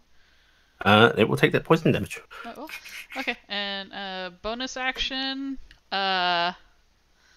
You're within 60 feet of me, Corvus. Shield of Faith on Corvus. Okay, cool. Okay. That's my turn. Alright. Okay. Corvus, you are up. Corvus, these guys are both stunned. Yeah. Okay. Beat them up. Do we know fire, just knowledge-wise, fire is that? Each of you give me a nature roll right now, because you now know what these are that you're actually going up against. Better than I expected. 15 and over knows, and you can easily get it out with your 6 seconds. Use fire to burn them down. There you go. So Corvus is going to use his bonus action to take his lantern oil out and just chuck it at one of these. Right in their face. Just Need a roll for that? Yeah, I still need it just in case, but it's going to be an Okay. advantage. Just give me a general dex roll. Dex roll? Mhm. Dex stat? Yeah, just straight dex. Okay. Yep, you splash it real good. Okay. Which then one? he's going. We'll do this guy. Okay. Then he's going to go to here. Uses action to heal. Okay. Heal.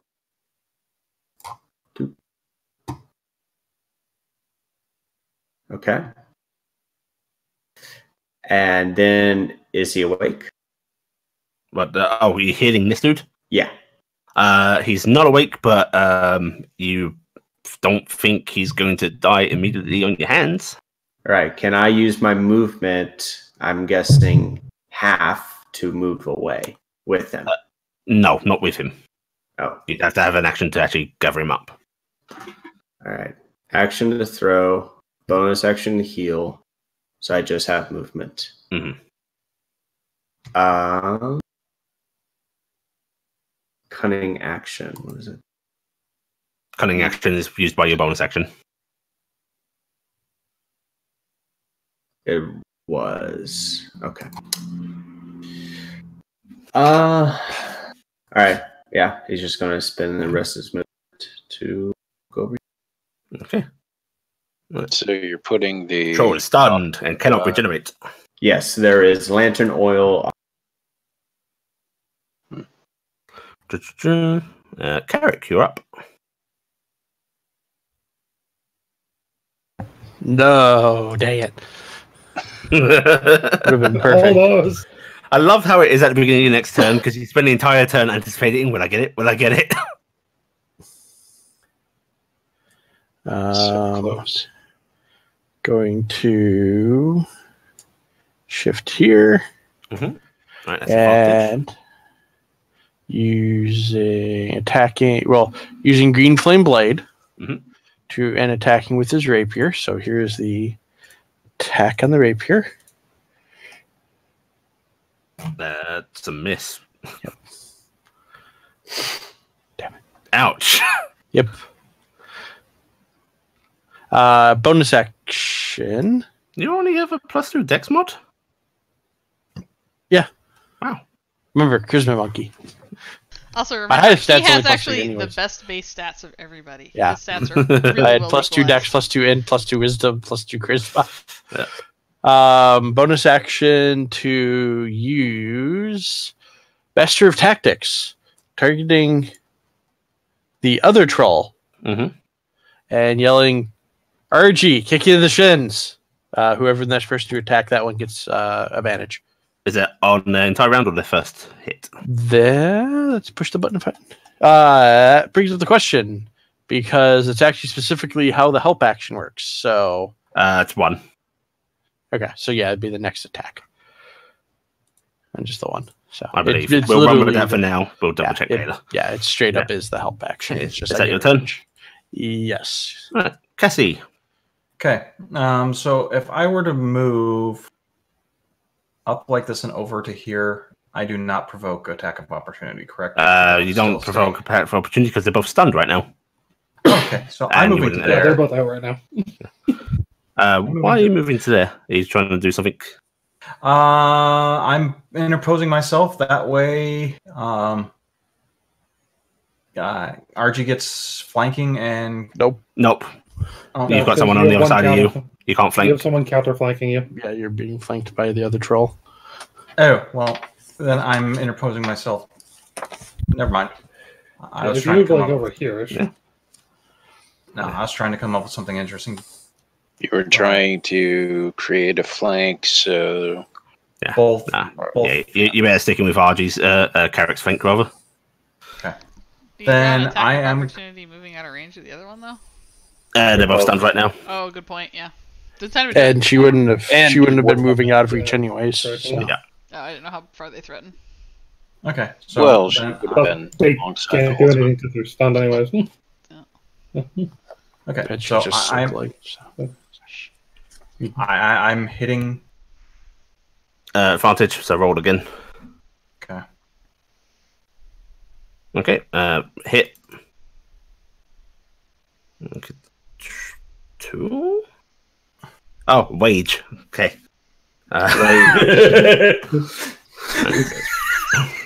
14 points of damage. And then I get to swing again. What is wage?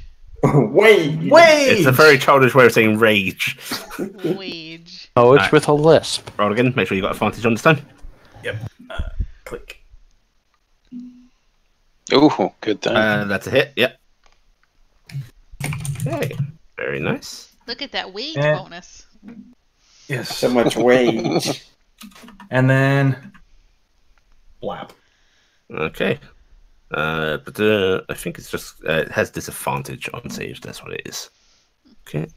Does it get wage hey, damage on the electric? Shouldn't. No. No wage. So it's No 5. wage on that. No wage. Okay. All right. Is that your turn done? Yes, that is it. All right. Alba is dead. Troll is stunned. Does not regen. Faldia. Right. So you said these sticks are difficult terrain. I'm going to be really nice to you. Either way I can do a thing. It's just Yeah. No, don't worry about those. I was more intending the great big logs and shit. The little sticks are okay then. Yeah. all right. So in that case, that's 5. Good. I'm gonna do this. They're only stunned. Or are they prone? They do not count as prone, no. Okay, so I don't have to worry about disadvantage from that. Throw that one. But I'm gonna actually give myself disadvantage anyways because I'm gonna throw. Woo! All right. Crap.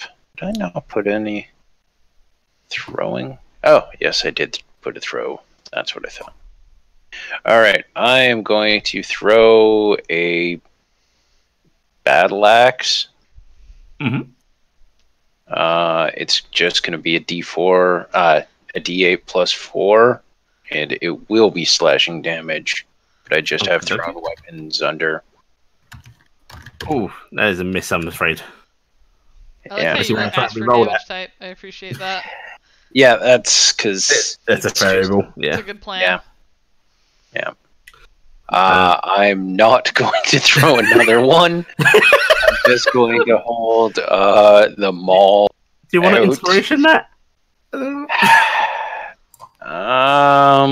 No, it's not an important enough moment. Okay. I will have to go back for my.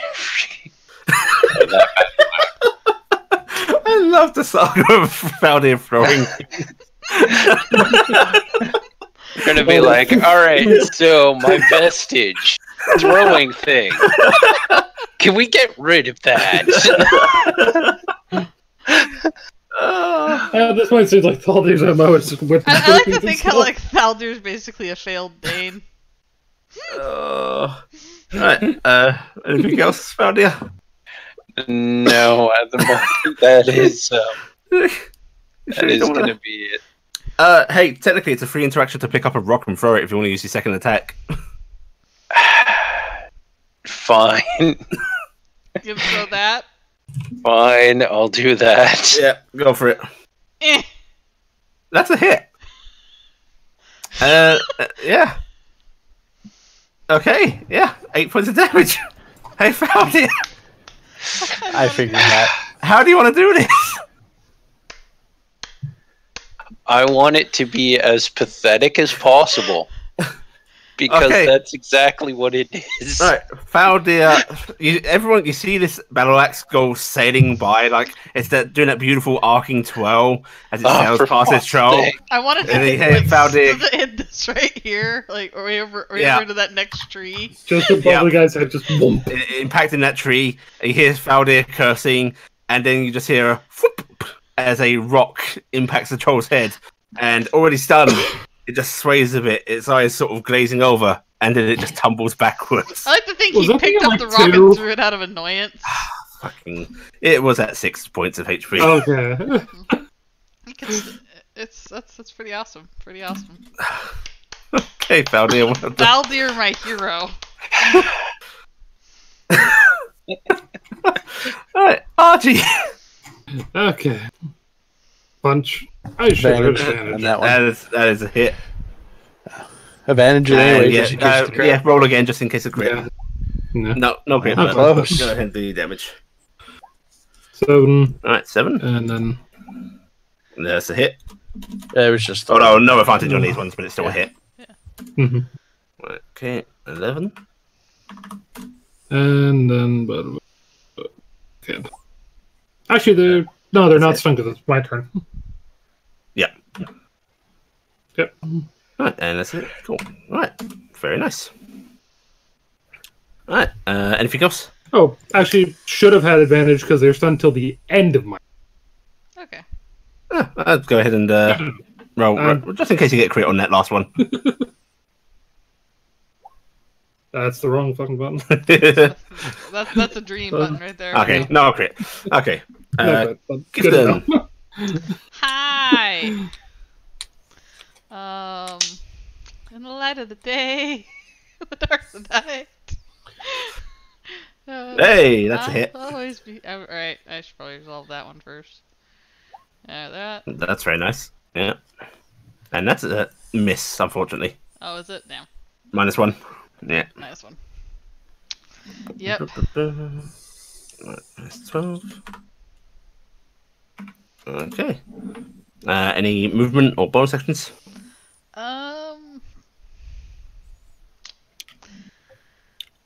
You know what? Also, I will note what you said about not using your sleeper on these. They are not immune to any poison or anything. Yeah, but I would have had to roll. Yeah. It doesn't matter. It's fine. Yeah. I'm not using my bonus action to do that. Okay. So, I already have my one bonus action going.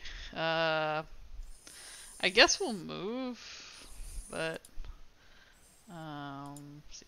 You already have one bonus action going? Well, I already. I'd have to use a bonus action to coat my arrow, and I have a reason to keep a bonus action open right now. So. Okay. Anyway, so that's my turn. Okay. Corvus. Corvus will yell out, "There's oil on that one! Light it up!" And then he's going to take his action and drag the ward away.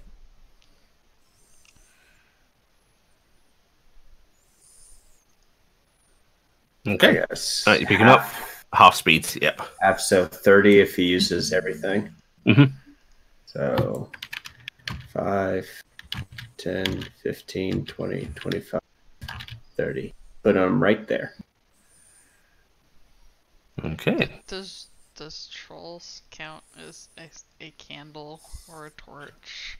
Afraid not. Okay. This troll will actually regen HP this turn. No. And very, very angrily, we'll try and swat at you, RG. Mm-hmm. As he's not smart. He does not go after easier to hit targets. Or the one that. Oh, Straight acid. That's a miss. a miss. Cloak. I have the cloak. Cloak. Oh, did that? I can't Resets remember at when. the start of Comes the back turn. on every time your turn. Okay, cool. All right, second claw. Miss. As well. And he's She just starts teeth making need, faces at him. yeah, his teeth need to reload. Yeah, it's swinging at you in an angry flurry, but you're just weaving, dodging. It like hits your mirror image a couple of times. Can't seem to land a blow. All right, Carrick. Nope, still not back. So just gonna come here and light up the sword again. Okay. So and hit the right button. Rapier advantage. Yes. That's it. Okay, so first is green flame. Oof. Second Okay. is that's right. I said is that's push this button because I said is global and I've got to turn it on. and then the rapier damage. So okay. 10 total. one. Yep, and one of which is fire. Yeah, that's enough to stop its regen. And the question is, enough to light the oil. It's on fire. Yeah, I will say it is. You see this troll. Mostly its chest, because the oil doesn't coat it entirely. But you do see its chest just catch a flame, and it starts letting out panicked sort of hollers and screams. You see it sort of batting at its own chest. And we're going to give you an extra d6 damage. Roll. Ooh. That is not. We do not want to push that button. Hit up arrow and it came up with one of the functions. 3. Okay. And then I still have a bonus action, which is going to be once again hit it in the chest. And whoever attacks next. Okay, which might be Cass. Advantage on their first attack. Okay. So Cass is moving back to here. You're getting your charge. And then I'm going right back in. She kind of waves at Valdir as she comes back. I think she does that ginger, delicate horse back up. Were you right here? Or because I think he would have been out of his range. Is he stunned? I wasn't. No, she wasn't within range of this one. Oh, okay. Yeah, she was one back and died. Oh, actually, right, they do have reach. Oh, yeah, then you would have been. So you're going to take a swipe. It's probably going to miss. 19? That hits. Okay, so you take 10 slashing on your way out. So he claws at you. 5 slashing. And then he comes back in. Tries of rage. But you're raging, so... That goes down to 1. And basically the only person that goes into melee that doesn't have a way to Okay, so I am swinging my sword. That's a hit. Very nice. Lightning charge. Hey, Tobes, don't worry about it. How do you want to do this? Cass comes charging back in, swings, connects, and then there's just suddenly thunderbolts and lightning just everywhere. Very frightening. Yeah, you see this static discharge as this sword splits into it. And it goes down. Boom. Alright, I know there was a large static discharge, and RG's hair is always crazy, but can it fuck up Carrick's hair?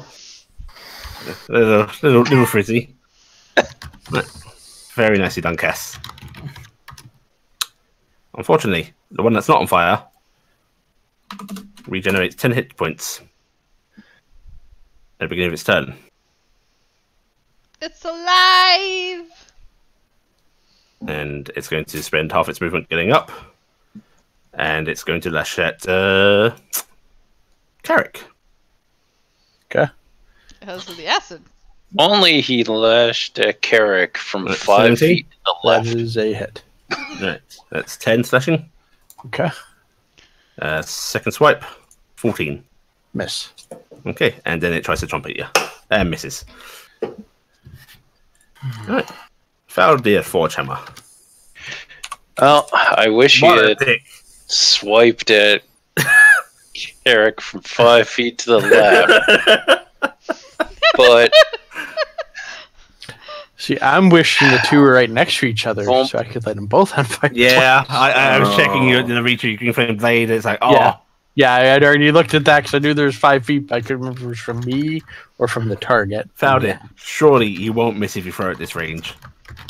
well, at least I won't be on disadvantage on the throw.